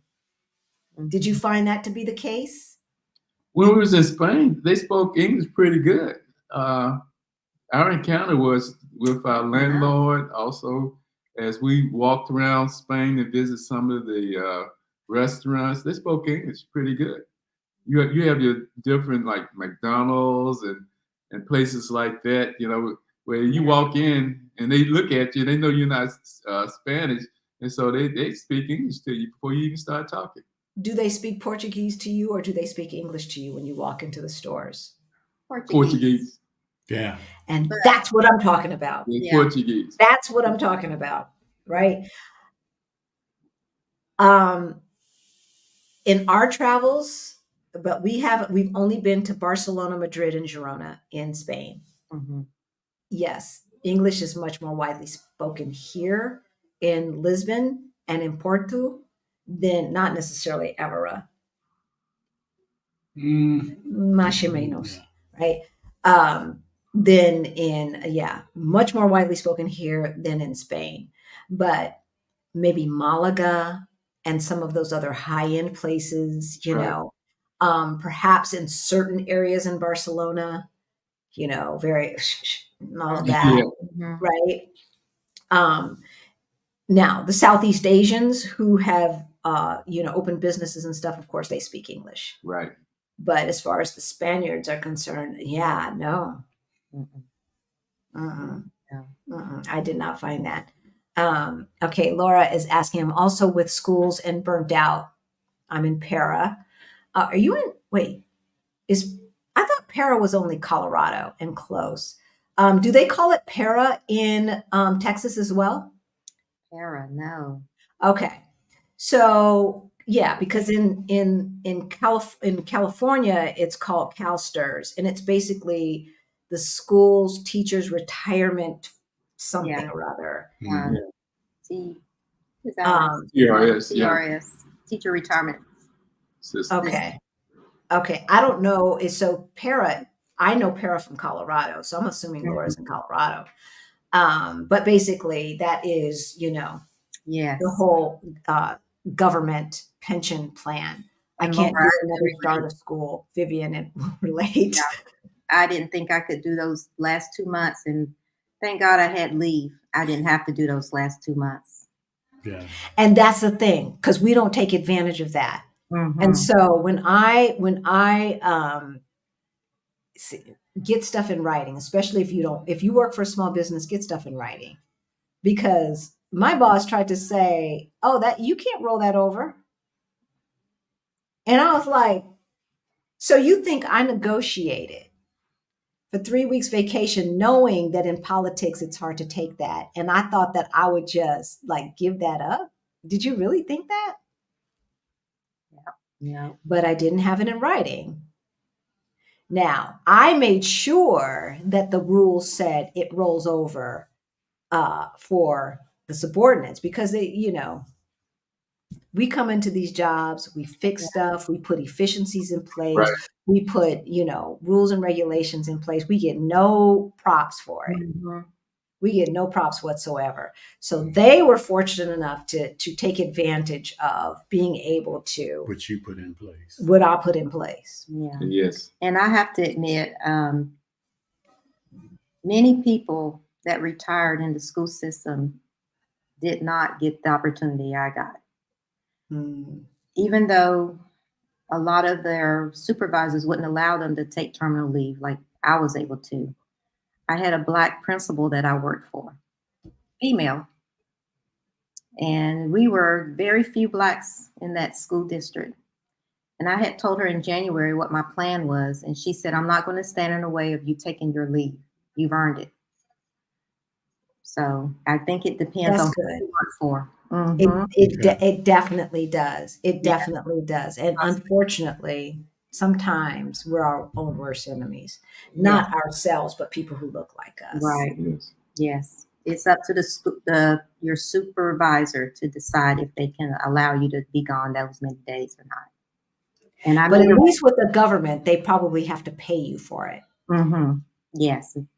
And I made arrangements to have someone to be there in my absence. So I did everything I could to make it easy. Even though you didn't have to. Even though I didn't have to. See how we do? I know. Right. See how we do? And do we, I know other folks do that too, but I know we always, we're so loyal. We're so loyal to a system and a society and to jobs who are not loyal to us. Yes. And that's what's so disturbing. You do everything right, and still you have to walk around with all of this stuff, broadcasted so you don't get treated like subhuman, right? Yes. Or less than a second-class citizen. Can't you just do a walk-in at the VFS office in DC? Yes, you can, but if there's availability, but like I said, I had to pay $50. They charged me $50 as a walk-in. But there were people, she had an appointment, which was for the next day. Because she had an appointment and I was there, they allowed the process at the same time I did. But there were people who came in who did not have an appointment. And they just walked in. If they have a space available, they'll allow it. But you on the end of the appointment line. I mean, if you live driving distance, because from the embassy as opposed to the consulates, right? First of all, Well, if you live driving distance from DC, then that's going to be the place that you have to go. It's a shame that people from Texas have to go all the way to DC when it seems to me that California is closer. Okay, we found out that flight wise. Yes, we found out after our appointment on October the 30th, 31st, they opened it up in Houston. Yeah. Okay. I heard about that. The next a satellite. Yeah. Yes, and we asked before, can't we go to Houston? We knew they were going to open one, or it was already open, but they said no, you're assigned to Washington D.C. I'm like, but we live in San Antonio. Why do we have to fly all the way over there? And I guess they hadn't opened it up broadly yet, so we had to go to D.C. Yeah, and this is another thing about being a guest in somebody else's country and or dealing with other countries' processes. Mm-hmm.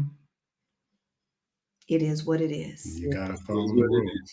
It is what it is. And you have to decide whether you are willing to sacrifice some what you consider logical decisions. Like, why not? Why can't you just, right? Mm-hmm. With peace, freedom, lower cost of living, and being treated humanely. Yes. Exactly. And it was well worth it. Right. There's some hoops you've got to jump through. Right.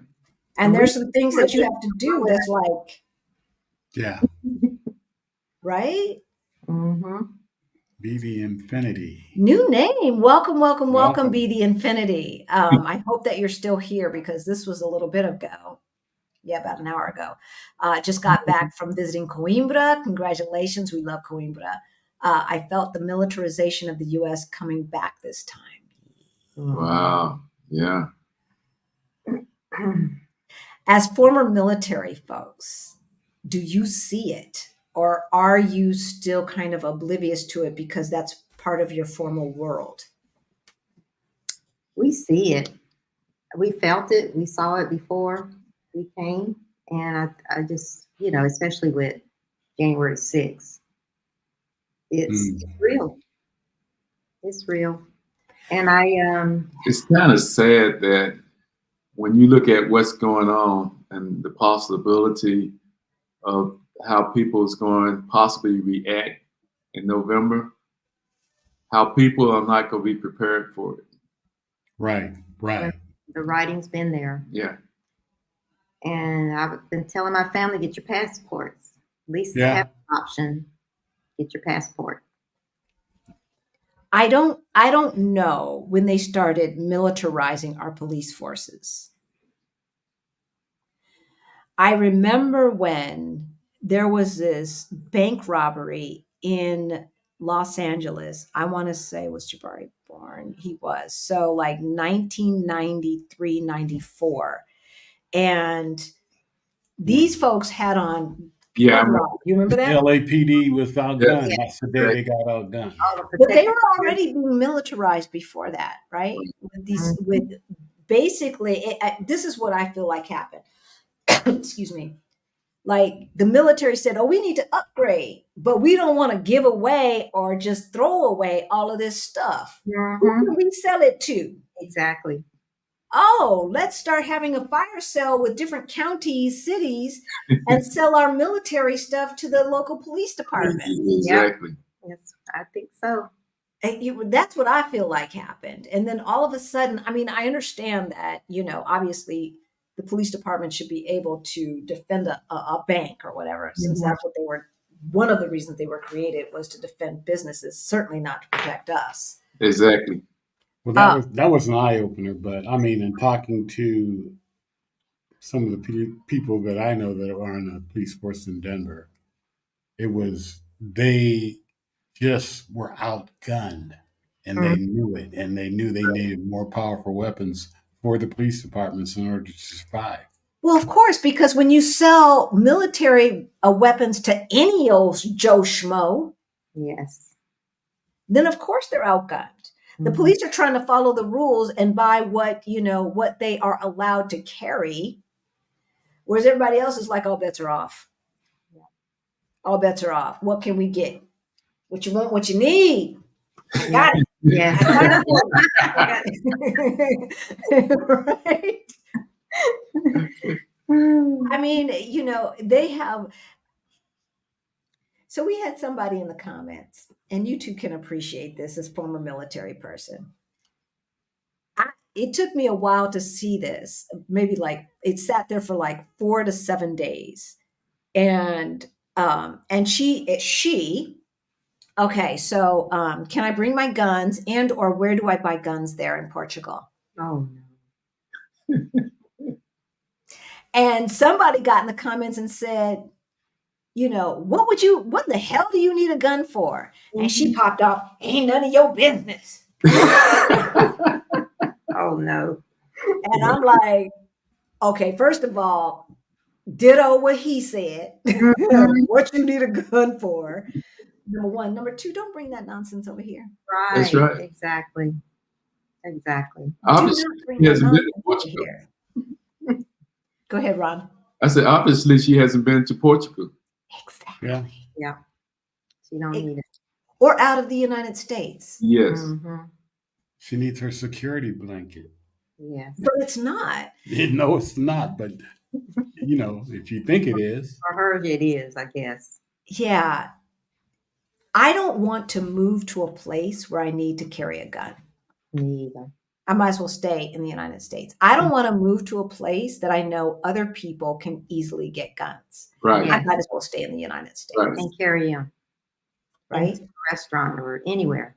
Or you could go to one of those places that has high crime in Central America or South America, and you and your gun can have fun.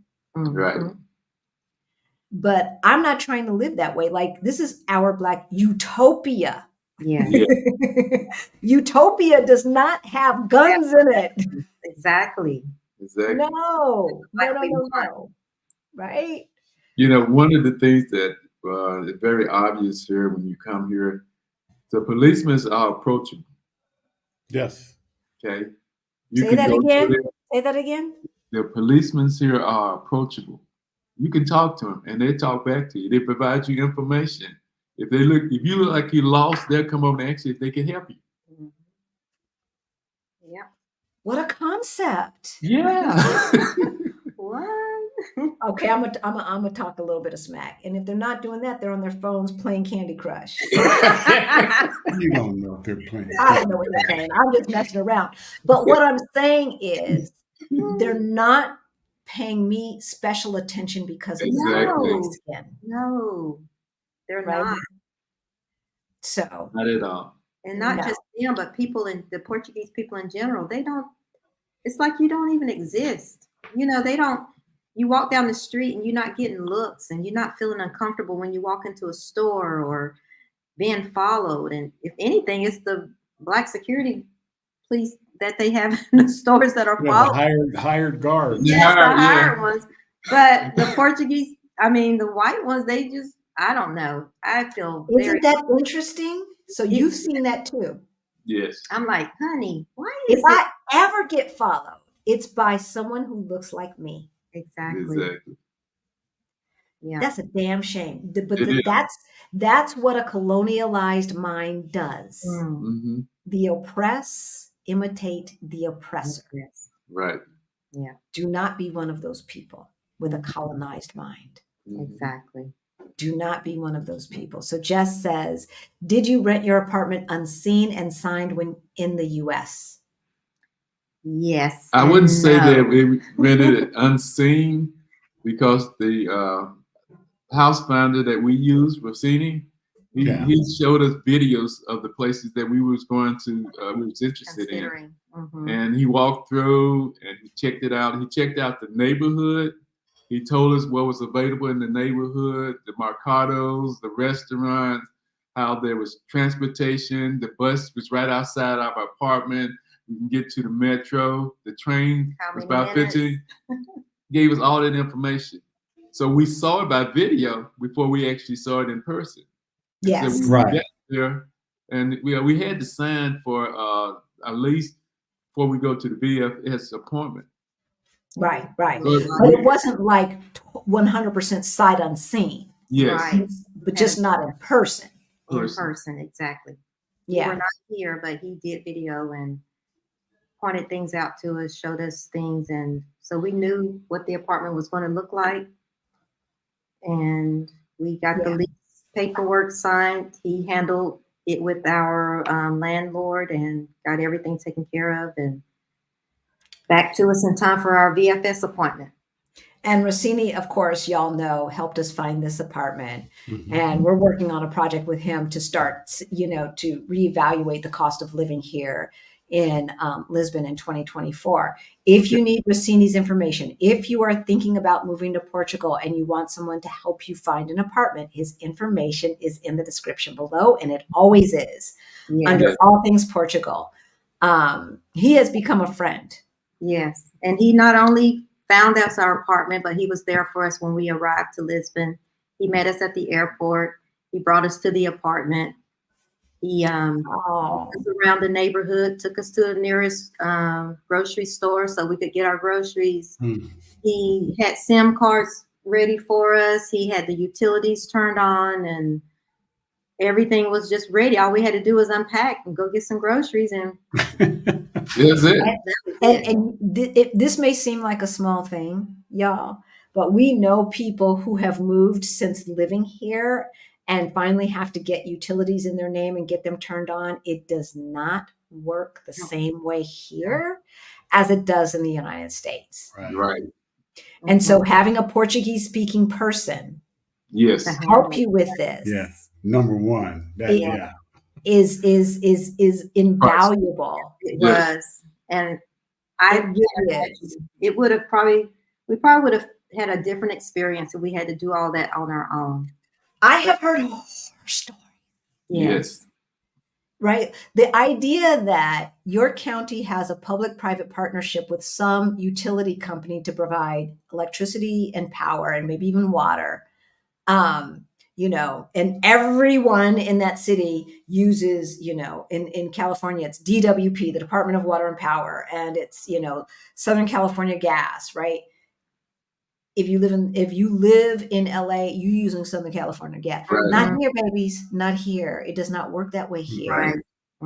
So, that idea that there's one place and the system, there are a lot of different electricity companies and apparently you can pick and choose. I don't know because I haven't had to do it.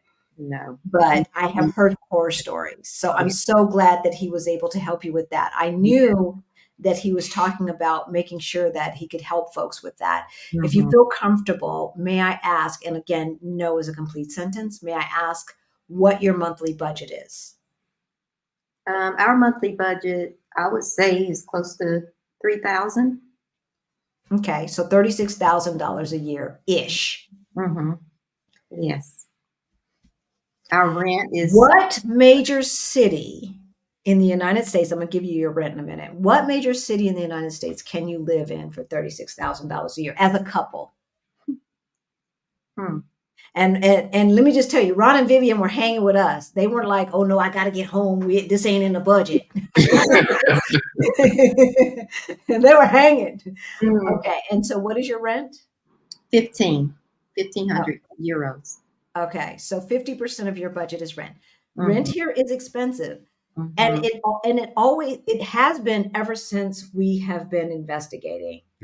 Here, and people are like, oh, it's so expensive now. I remember when we found Our Rich Journey. Popularity. Yeah, because even by the time we found Christina and Aman of Our Rich Journey, they were paying at the time when they did their cost of living. They were living off of $40,000 a year with 2 kids in private school. Right. So that's a family of 4. And this was at the beginning of the pandemic when we found them. Well, he found them. And then I finally listened and started watching. But they were paying, of that $40,000, they were paying $2,500 a month for rent. So if I do the math on that right quick, 25, I should be able to do this in my sleep, but I can't. That's $30,000 right there, just for rent. But everything else is so affordable that it was only another 10,000, maybe 12,000, maybe it was like 42,000, right? 10 to 12,000 for entertainment, for food, for utilities, clothing, etc., transportation. Because they're young, their health insurance was a lot less than ours is for their Cadillac plan, right? It helps when you're only 40, right? With probably no pre-existings or whatever, but still, a family of 4 living high on the hog, so to speak, for $40,000 to $42,000 a year, even in 2020, no way. No way. And so for a couple to live off of $36,000 a year in 2024 in the capital city of a country, it's good. It's phenomenal, right? Yes. Do you already have your private health insurance for here? Yes. Do you mind sharing what that price is? Okay, we want to. Well, we have both military because of my military retirement. We have TRICARE. TRICARE, right? Right. So she has TRICARE Select, and I have TRICARE for Life. But we also got some private health insurance for Emma, and we went through Metis Insurance Company. And with that, we got Metis Light and Metis Dental. Now, the Metis Light is like 10 euros a month, and dental is 7 euros a month. So for both of us, it's like 34 euros a month to have the medical and dental. And just to say, I had 2 root canals done yesterday. One on Ooh. Oh, bless you for being on here today. No, I was like, I don't know. I think it was already scheduled before this was scheduled, but I'm like, I'm going to do it. I'm going to try it. And Ron said when he had it done in the States, he didn't have a lot of problems, but yeah, everything went smoothly. So, but the insurance has been great. We've had appointments, doctor's appointments, dental appointments. So how much were the root canals over and above your insurance? Now the root canal out of pocket, I'll have to pay $1,400 for 2 root canals. $700 a piece. Yes. And in the States, they were going to want over 2,000. I can't remember the exact figure. I even checked that in Mexico. Mexico was 1,700 pesos. I don't know how that. No, more pesos. No, that was dollars. That was dollars. And then here, 1,400. So. Okay. Out of pocket. Okay. And I haven't had to have a root canal since I've been here. I just know for the cleaning and for the x-rays and then the fluoride treatment, it was like $78. It was 9 euros for us with the medicine. Yeah, this is just out of pocket, and I don't know, I didn't see what the recompense was from the insurance company, but I do know that in the United States, just a cleaning is a few hundred. Yes. 9 euros. I was shocked. She said that'll be 9 euros for x-rays, exam, and cleaning. Yep. All right. Having our appointment in 2 different cities at the same time, 200 kilometers apart next month. Yes, I know that. Yeah. No, Tessa, we have survived 70 years in the U.S. Bring it. All right. All right. Yes. That's the attitude to have. That's the attitude. Right? It's just you take it. There's nothing you can do about it. Just be thankful to have an appointment. That's the way I was. Yeah, you do. Exactly. Because look, y'all know, we got here September 2022. We got approved October, like a month later, October 2022. Our appointment was June 2023. Now, the only thing that I can say is we lived here for that amount of time not being tax residents. Yeah, that's the good thing. You have to look on the bright side of things. Right? But we were stuck.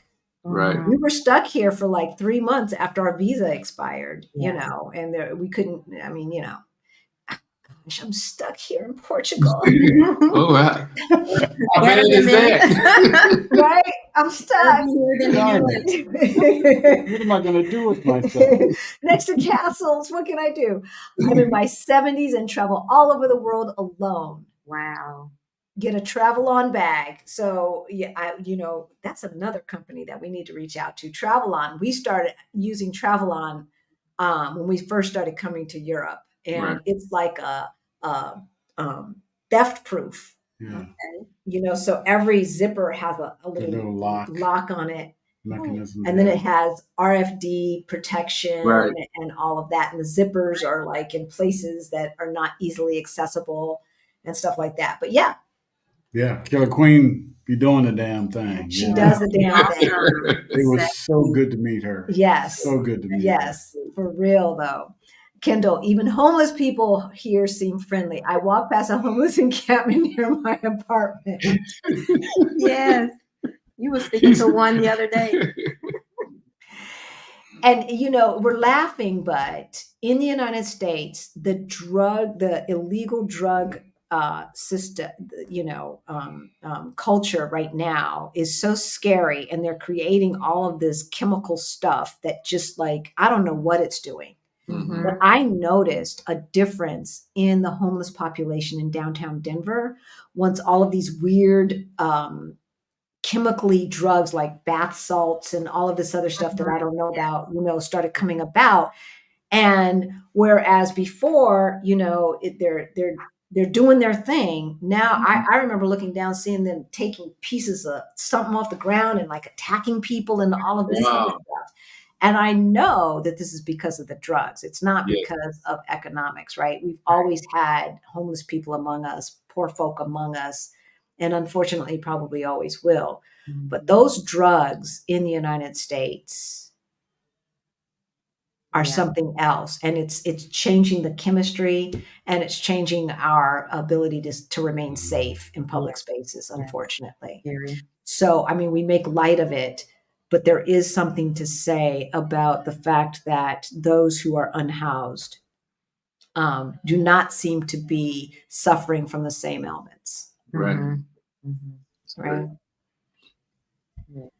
The Navigante card is free for folks 65 plus. Yes, and I have my application. So public transportation is a great deal for some folks. It's a great deal for all of us, Frederica, because so she's back east, and I have no idea what the Metro cards cost, like in New York. Like I'm thinking of the places that have prolific public transportation in Washington, D.C., Chicago, Atlanta sucks. I'm not going to include that. And maybe even the Bay Area. But to say that you can get all around the Lisbon metro area for $43 or €40. 40. Mm-hmm. Right. And so the free one for 65 plus is just for the city of Lisbon. For Lisbon. Yes. Mm-hmm. It's not for the whole metro area. And so if you know that you're going to be going, you know, you want to go down to Setúbal, you want to go to Sesimbra and the beaches down south, or you want to go northwest as far as Sintra, etc., then you want to get the Metro card and not just the city card. Right. City card is free for 65 and older and for 24 and younger, I think. Yeah. Something like that, 22, 23, 24 and younger. Basically college age and younger. Right. All of us in between have to pay. We got to pay. And it's €40. 40 euros. To go. We were paying, right? To go anywhere on trams, on trolleys, on ferries, on buses, on the subway or the metro. The electrical bikes. The electrical They're bikes. putting a lot of those stands in all over. All over. The bikes. The bikes, the electrical scooters, and heavy rail. The rail that goes all across the city, all across the country. You can use that heavy rail locally for all of the metro areas that it visits. So all the way to Cascais, Sintra, and Sesimbra, Stubal, and all of that. You can use the heavy rail to get there with your Metro card. Yes. It's awesome. Isn't it? It's great. It really is. So we ran into Vivian and Ron on the ferry. Yes. On our way to a party. Yes. To a spring celebration, because that's what our girlfriend does. Right. Right. We took the ferry over to the other side of the river. Then we got on the Metro. Y'all knew what you were doing. I was still trying to figure out which side. So we're like, let's follow them because they know what they're doing, right? We helped each other. And it dropped us off literally like 3 minutes from the doorstep, from her front door. Right in front. Yes. Yeah. We did not have to come out of pocket. We did not feel unsafe. Yep. You know, there weren't, the car that was blowing at us because we were walking in the street. That was on that. Right. Just because it's cobblestone like the sidewalk does not mean it's a sidewalk. Right. That could be a street. Yeah. Yes. So yes, public transportation. Look, it's awesome. We met this young person who has a car, and then we know some other folks who live on the other side of the river near the beach, where public transportation, the infrastructure is not because there weren't as many people. Right. It's not as holistic, and they have a car, and then baby girl has a car. I ain't trying to feel that. No, I ain't trying to feel that. Okay, so Kendall says, ask Ron and Vivian to talk about their search and finding health insurance. So obviously y'all have had this conversation. Yes, tonight. Well, earlier today we did. But we already discussed the insurance thing. We had a choice. The bank that has Metis wanted to provide us with Vantage, which is something like 60 to more for her, and for me, they had Advantage Plus, which was a little bit more. But the age limit is that if you're close to 65, then it's hard for you to get private health insurance. Some insurance company would take you before 65, but once you hit 65, then you cannot renew it. Okay. So what we had is that we was talking to one of the agents, and she started talking about her dad. So my dad is 75 years old, and he has this and he has that. I said, wait a minute. What was that you said? What insurance he got? Then why are you pushing this? So we said, well, you didn't mention that to us about the insurance. Yeah. She said, oh, I didn't send you the information. I said, no, you didn't. She says, oh, yeah. I said, well, can I qualify for that? She said, yeah. 10 euros for the health insurance and 7 euros for the dental. And that's how we got it. See, so our health insurance is more than that, but then we don't have TRICARE. So for those of you who are veterans and have TRICARE, and we know quite a few here who do have it, do use it, and they use that as well as their private in conjunction with their private insurance. And they probably pay less than we do. We pay 180 euro per month. So these are, I am marking our last question with Jess. We pay 180 per month.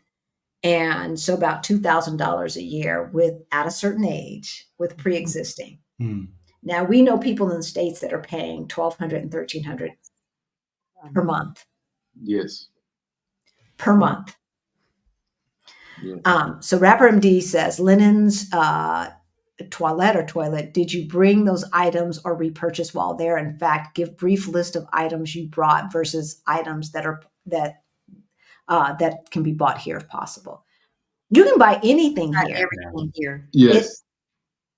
Unlike Mexico, they do have good linens here, but you're not going to necessarily see them in the places that you would expect to see them. Right. Exactly.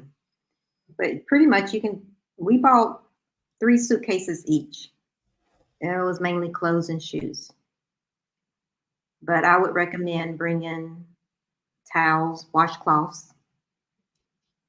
And I mean, you don't want to land and not have anything. Right. Yeah. You know, I mean, you know, this apartment was fully furnished. Same here. And when I say fully furnished, I mean, it had some towels, it had some sheets. Mm-hmm.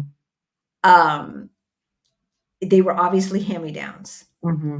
but they would work. They were clean. Yes. Mm-hmm. Yes. Right. Mm-hmm. But we brought our best towels only. Right. Mm-hmm. Yes. All the ones that were a little raggedy, they got left. Yeah. and our high thread count sheets. Mm-hmm. Yes. That's what we brought up there. But that doesn't mean that we could not have purchased them here. But do you want to land and not have, you know, just in case it's not fully furnished, but you've ordered your bed to be delivered, et cetera, right? Like, Right. you don't want to, in the first couple of days, you don't want to be running around trying to buy that stuff. Exactly. Right. But anything that you can find in the US, you can find here. Mm-hmm. Period. I wouldn't Anything. recommend bringing electronics. Just Yeah. buy the electronics here. Buy your electronics here, unless it's something that goes on a charger. Mm-hmm. That's pretty much okay. Any Bluetooth speakers that just get charged, right, and stuff like that. But like hair dryers and all of that stuff. Yeah. You want to get Hair clippers. Clippers, yes. Yeah. Right. We had to get a I had converter. mine on a charger, and it wouldn't start smoking. Did you have a converter? I had a converter on. It just started smoking. Wow. Did you have an adapter or a converter? I had the adapter that it plugged in. No. Yeah, you got to get a converter. You have to get a converter. Right. That converts the amperages. Amperage. So that, because we ran into that. And I turned it on. It was like, I was like, oh, shoot, what's going on? I didn't leave it on long enough to smoke. And you can get the little small converters, Best Tech. Yeah. We showed it two shows ago. The one that we have. Right. Yeah, that has saved the day, but still, don't bring it. Like we brought our clippers, we've got our converter, and when it burns out, it burns out. I'm done with it, because nobody was using it. But otherwise, just buy it here. Yeah. Right. Or wherever you're going. How do you get prescriptions and health insurance? So we talked about health insurance. Before you guys answer, y'all, this is Europe. They have pharmacies, they have stores. Any activity or goods or service that you can get in the United States, you can get here. Yes. However, things do work a little differently. So I'm not going to assume, Brenda, that that's what you meant. So let's talk about your prescriptions and the difference in because they don't have all the brands. They don't have the same names. Right. So, you know, if you're on, say, like Synthroid or thyroid, it's not called Synthroid. It's called something else. It's called something else. But they do have the dosages and everything like that. Prescriptions, you're going to pay less, way less for a Synthroid type prescription here than in the United States. I mean, for high blood pressure medicine, for unless you're on Medicare and you get that stuff for $0, like my parents do. Yeah, but otherwise, you're not gonna pay high fees for prescriptions here. You just don't. No. What's been your experience? It was amazing, pretty much. I mean, with us being prior military, our prescriptions have always been $0 cost. So coming here, knowing we had to pay, was not a shock, but it was nice that we didn't have to pay the American prices on our medications. We had, before we left, we had gone to our doctors, told them we were going to be traveling. We needed to get at least 3 to 4 months prescriptions, and we were running low this past 2 weeks. So we had appointments with our doctors, got our prescriptions, and went to the pharmacy. They filled the prescriptions. We paid hardly, I mean, I wouldn't say nothing, but compared to America, yeah, hardly anything for the prescriptions. Yeah. One thing that you need to know is that when you talk about health insurance here, the idea is having public health insurance and private health insurance. The private health care here is great. It's excellent. Okay. If you're on an emergency, you want to go to the public hospital on the public health. If you have something specific and you need to go to some type of specialist, then that's when you need the private health insurance. Okay. When you get here, you can put in what is called for the SNS, which is a public health number. Mm-hmm. When you get this number and they give you a prescription, you get a discount on your medication. And it's very significant discount that you get. Yeah. Yeah. So what is true when you first get here and what is true after you get your green card are two different things. Yes. Yes. So my medication, because it's not necessary for survival, it's just necessary for hot flashes. I need to talk about that too. Right? Is not covered. When I was in the United States and it was covered, even with without the coverage, it was going to be $186 per month. Here, it's about $75 per month. Wow. No, for 3 months. Wow. That's, yeah.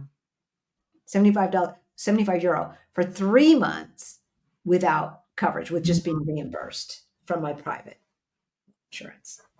But yeah, it doesn't unfortunately fall under the national security, national health system. But yeah, right. I mean, it's half the cost with no insurance. Because we had to get a few of our prescriptions before our SNS, before our AMA appointment, because we had our SNS, but it was temporary.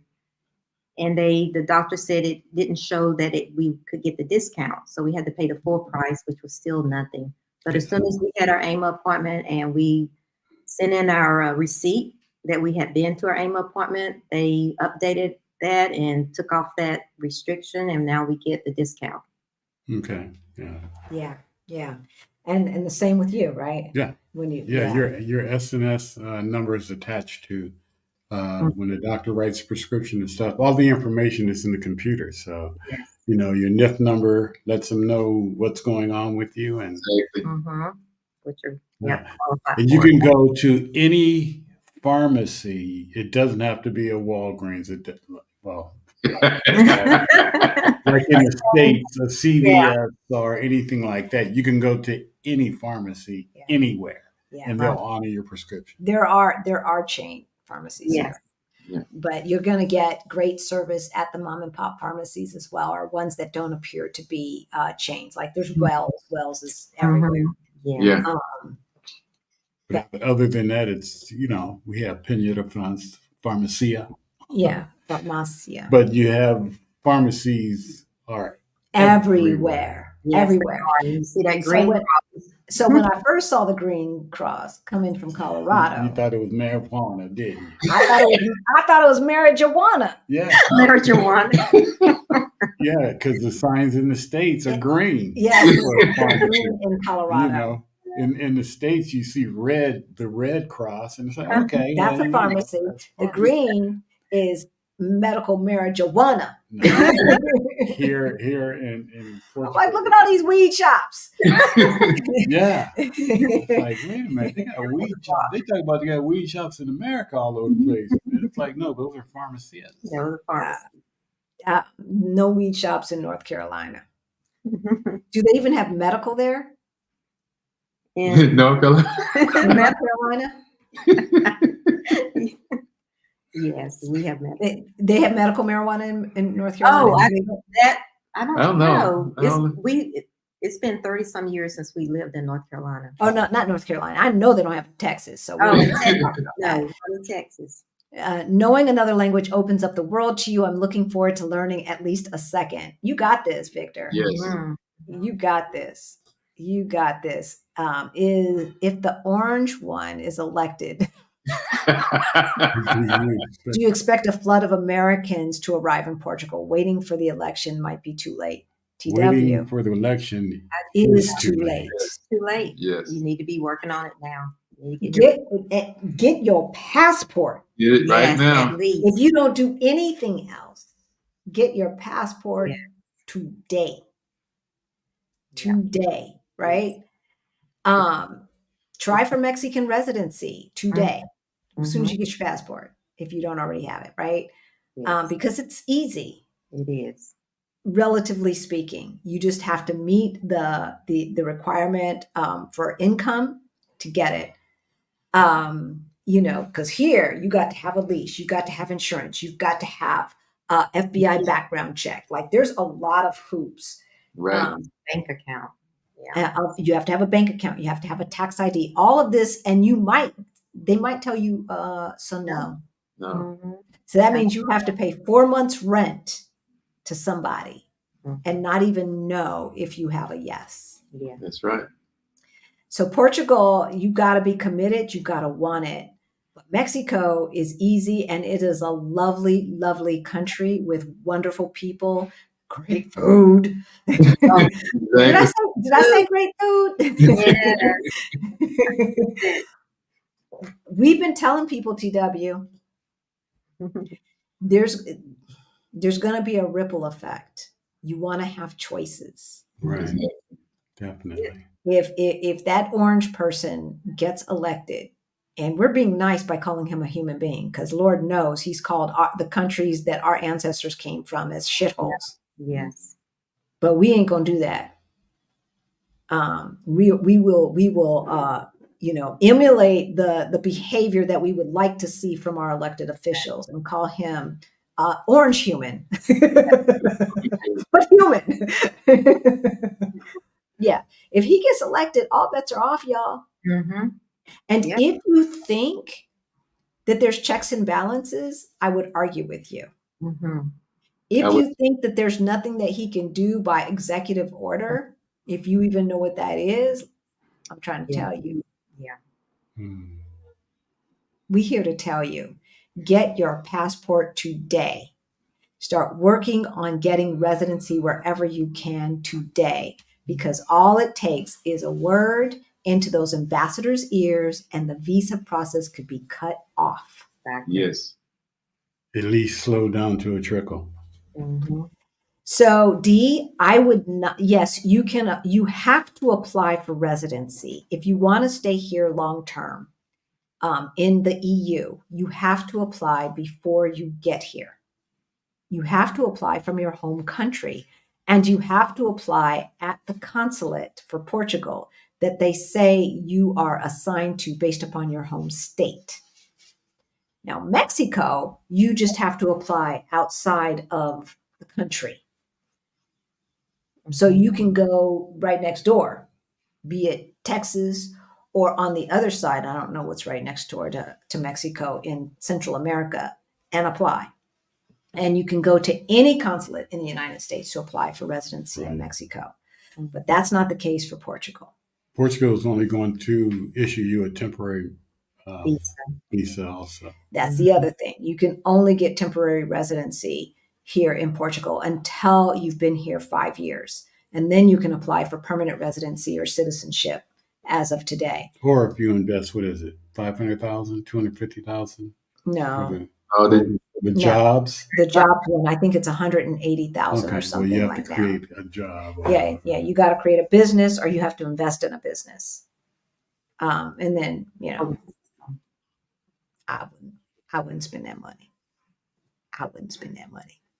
I mean, I suppose if that was like 1% of all of the cash that I had, maybe I would, just to not have to jump through so many hoops, right? But then it still takes a lot of time. It still takes the same amount of time.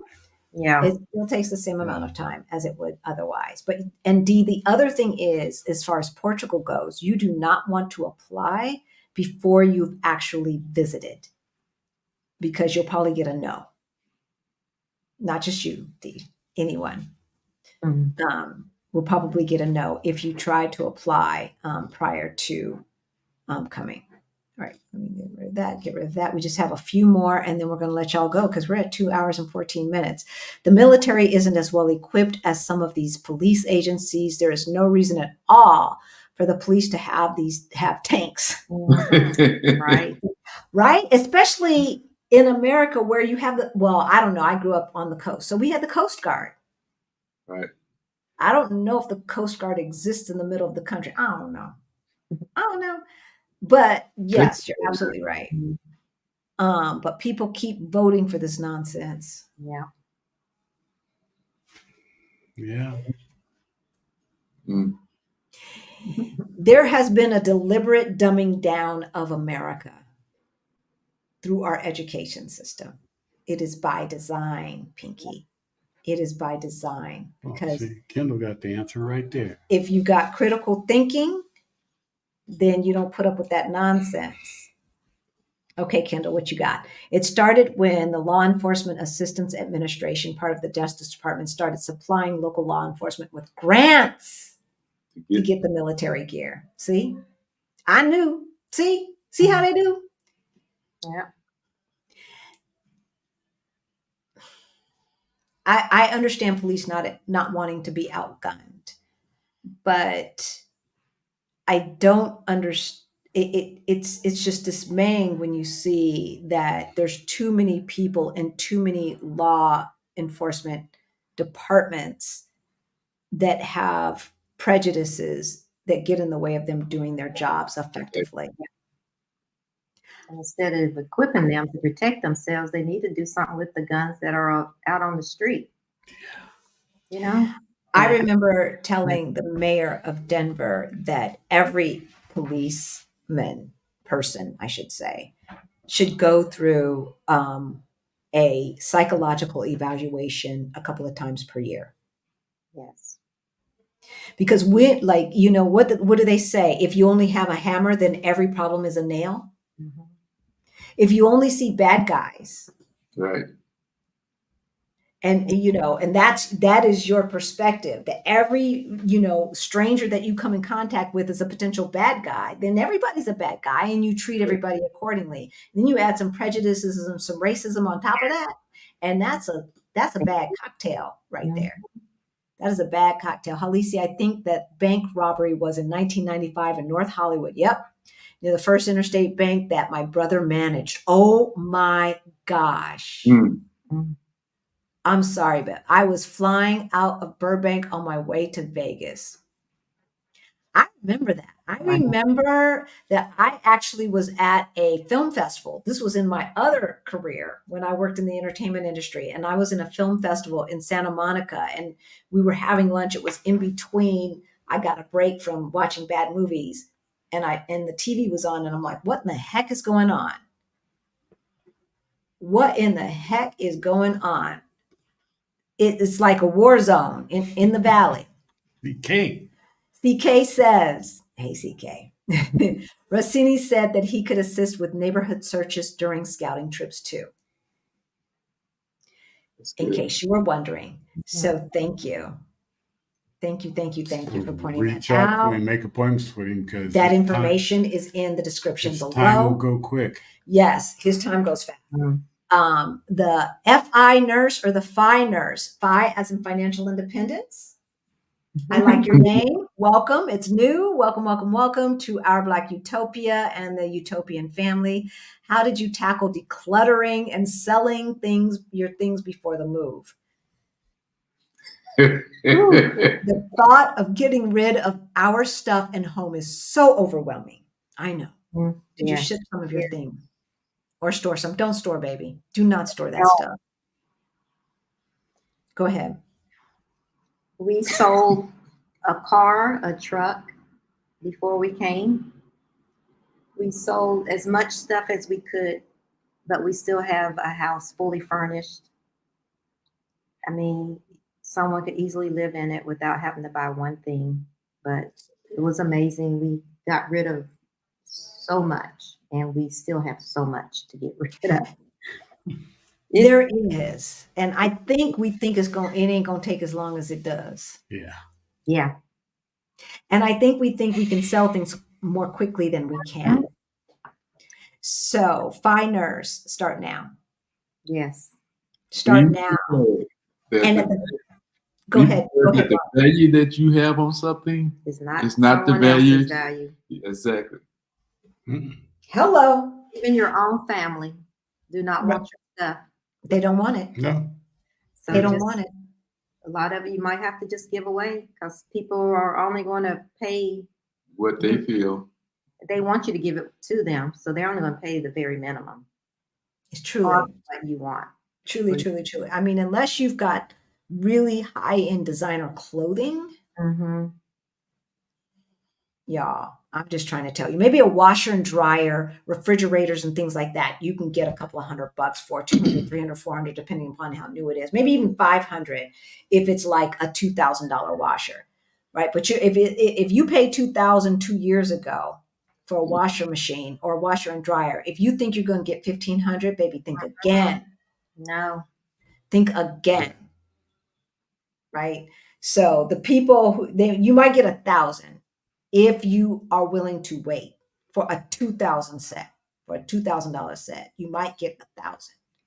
Yeah, but avoid at all costs. Do not put stuff in storage and have to pay for that. No, it's not even worth it. It's not even worth it. We gave away a lot. But finders, I would start right now with going through your house and your closets and getting rid of anything that you don't think anybody else would want, and just give it away to Goodwill or throw it away if it's not even reusable. We have so much stuff, Americans, that a good percentage of the stuff that we keep, it's not even usable anymore. Exactly. Right? It's not even usable. So start there. What I did with my clothing is I kept my favorites, my absolute, that stuff I was saving good, that I only wore and brought out a couple of, I saved my absolute favorites. So every day I'm wearing the favorites that I had at that time. Yes. And everything else went away. Yeah. I just gave it away. I didn't even look back because that's baggage. And I wasn't bringing any baggage to Portugal. I was trying not to. Yes. And then go back and do it again and do it again and do it again. And just, even if you're only saying, look, I'm only going to give this 15 minutes every other day. Do it. That's okay. Just do that 15 minutes, set your alarm, because who wants to do that? Don't nobody want to do it. So set your alarm, 10 minutes, 15 minutes, 30 minutes. And when it's off, stop. Because if you don't, you'll not want to do it the next time. Right. You won't want to do it the next time. That was not fun. That was not a fun process, I have to say. Okay. How do you account or budget for conversion fluctuations between USD and euros? I don't know. Have you all been here long enough to deal with that? Yeah, we've been dealing with it a little. Go ahead, Ron. Okay. We we pull money out of ATM whenever the rate is high. Okay. And then or low, you mean, or however you want to look at it. Yeah. When it's in our best favor. In our best interest. Yes. Okay. And then we put that in the bank. Now, recently it went up to almost 9.5 at one time. Right. So that's right. Why didn't you tell me? No, I had heard that. You just had heard. Yeah, because I need to get this money out. Almost. So then that's when you want move the money the most.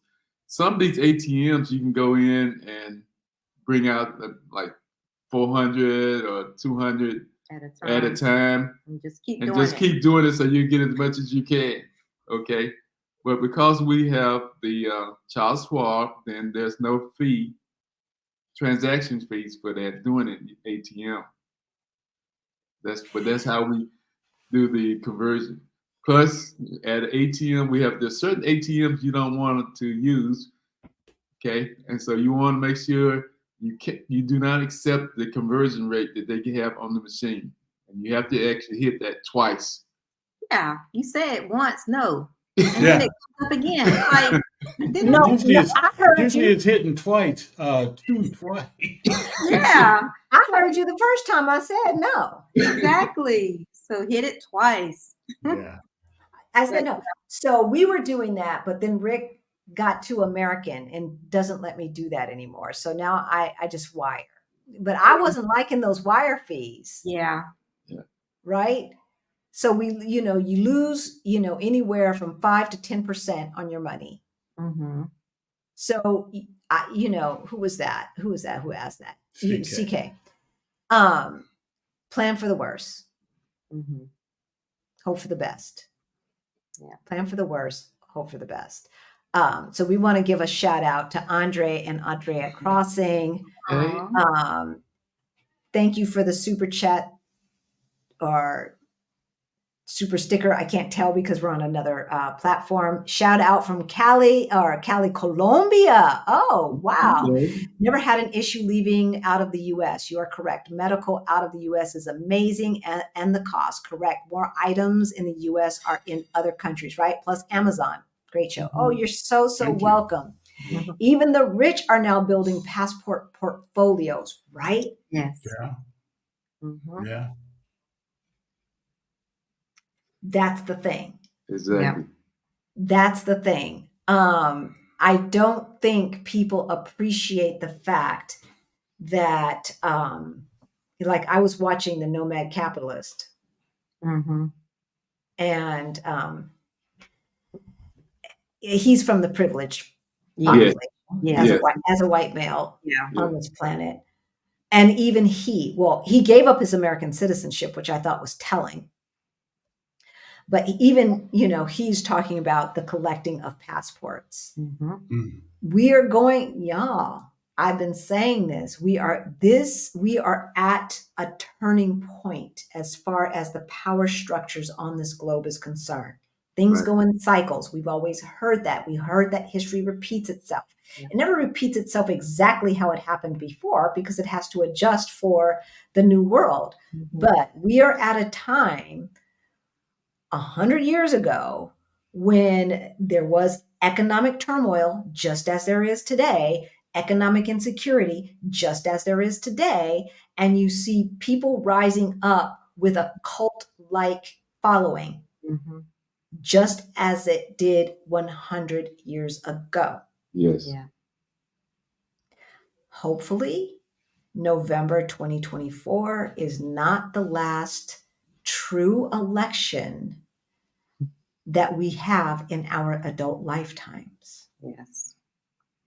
But we have seen other countries who thought that they had checks and balances in place have the last election within their adult lifetime and their democracies fell. Right. That's all I'm going to say. Does Rossini do short-term rentals? No. Thanks in advance. You guys are the best. You're very welcome, NG. So if you're talking about a tourist visa, just do Airbnb, because Portuguese landlords don't want, if they're a long-term if they have a place and they want a long-term renter, they don't want to do 3 to 6 months. Mm-hmm. They will they will do 10-year leases here, just not to have to be bothered. Mm-hmm. For at least a third of that, right? Because you only have to fulfill a third of the leases here as the laws stand today, mm-hmm. right? But we've had people say, "Oh yeah, you can rent, but 10-year lease." Now, I'm not signing a 10-year lease sight unseen. Mm-hmm. When I say sight unseen, I've only seen it on video. I haven't walked the neighborhood myself, right? Like I'm not doing that. But a 1-year lease where you only have to do, basically 4 months, or a 3-year lease where you only have to do a year, years go by like that. Yeah, no problem. I would just do Airbnb. NG, we did a video called Airbnb Do's and Don'ts, where to stay in Lisbon. Look for that. There's also a map in the description that we created that shows the neighborhoods overlaid with the metro system, so you can stay within walking distance of the metro system. And we've circled our favorite area, so that you don't have to feel like, oh, well, I don't know where the good neighborhoods are. Mm-hmm. There's only one bad neighborhood that I've found in Lisbon proper, and we've been there for drinks and dinner and all of that and felt perfectly fine, but I would not want to stay there. And it's a very small area. So the chances of you being in a bad neighborhood are very, very slim. We've got 2 more questions and we're going to let y'all go. Hearing the annual amount of money people are living on decently makes me feel better about the cost, even with slightly higher rents, right? I'm single, no debt. Pinky, let's go. Come on. What you waiting for, baby? Yeah. Exactly. No debt. Right? I've been seeing you in this chat for a long time. Come on, baby. If you come in here, you're going to Mexico. Where you going? Where you going, baby? Where you going? You got no debt. Let's get that emergency fund strong and let's go. Let's go. Last one. Metro card works to go up north to Porto. No, baby. No, you can't take the Metro card. The Metro card is just for the metropolitan area, Right. of Lisbon. What Americans would call the metropolitan area. Okay, so Lisbon and the suburbs. But, to get to Porto, we paid on first class, I want to say, buy in advance, first of all, buy in advance. And this is probably true with any train system in Europe. It's very inexpensive buying right there on the spot, but it's even less if you buy in advance. So for instance, I want to say we got to Porto for about €15 round trip, first class. We bought early. Had we bought on the spot, it would have been about, 25, 30 for first class round trip. I don't know the difference between first class and regular class, except for we always get first class. It's got the plugs and it's right next to the food. Yeah. Other than that, I don't know the difference. I don't know the difference. And it's at the front of the train. That's all I know. That's all I know. So anyway, we have had a lovely conversation. We have to. We did have a long conversation. It's been 2 hours and 30 minutes. Can you believe that? Wow, that went by fast. Right? Yes. I told you. So if anyone is on the fence about leaving the United States, especially at a certain age, some people think they're too old to do this, too old to do that, or if they're single, I don't want to do it by myself. I'm 65. I'm a single man. I'm a single woman. What would you tell them? Do it. I would say do it. Don't let fear keep you from your dreams. And there's the communities that we have here to support you. Yeah. I mean, we have you guys, we've had so many people who have helped us through this process, and it makes a big difference. So I say to those who are on the fence, just come on, we will help you through it. Whatever, questions you have, you have community. And you're not going to be alone. If you're single, you're not going to be alone once you join the community. There's things to do. You're not going to be bored. There's always something to do here in Portugal and Lisbon. So come on. And I was going to ask that question. What do you do for your day-to-day? Wherever we always get the heck we want to. We always get that question. What do you do day-to-day? What do you want to do? Some days we just don't do nothing. But some days nice we just too. Get up and go and start walking the neighborhood or just looking out the window. Some days it's just, it's in bed, or sometimes meeting friends for drinks or dinner, lunch, breakfast. It's whatever we want to do. So you got a busy social calendar. Am I hearing that? It's getting busy. Busier. You guys. Because y'all done seen people we haven't seen in a minute. Yeah. In a minute. Like what, we chop meat? We in town? We in town? Invite us. Okay. We will. So, all right, y'all.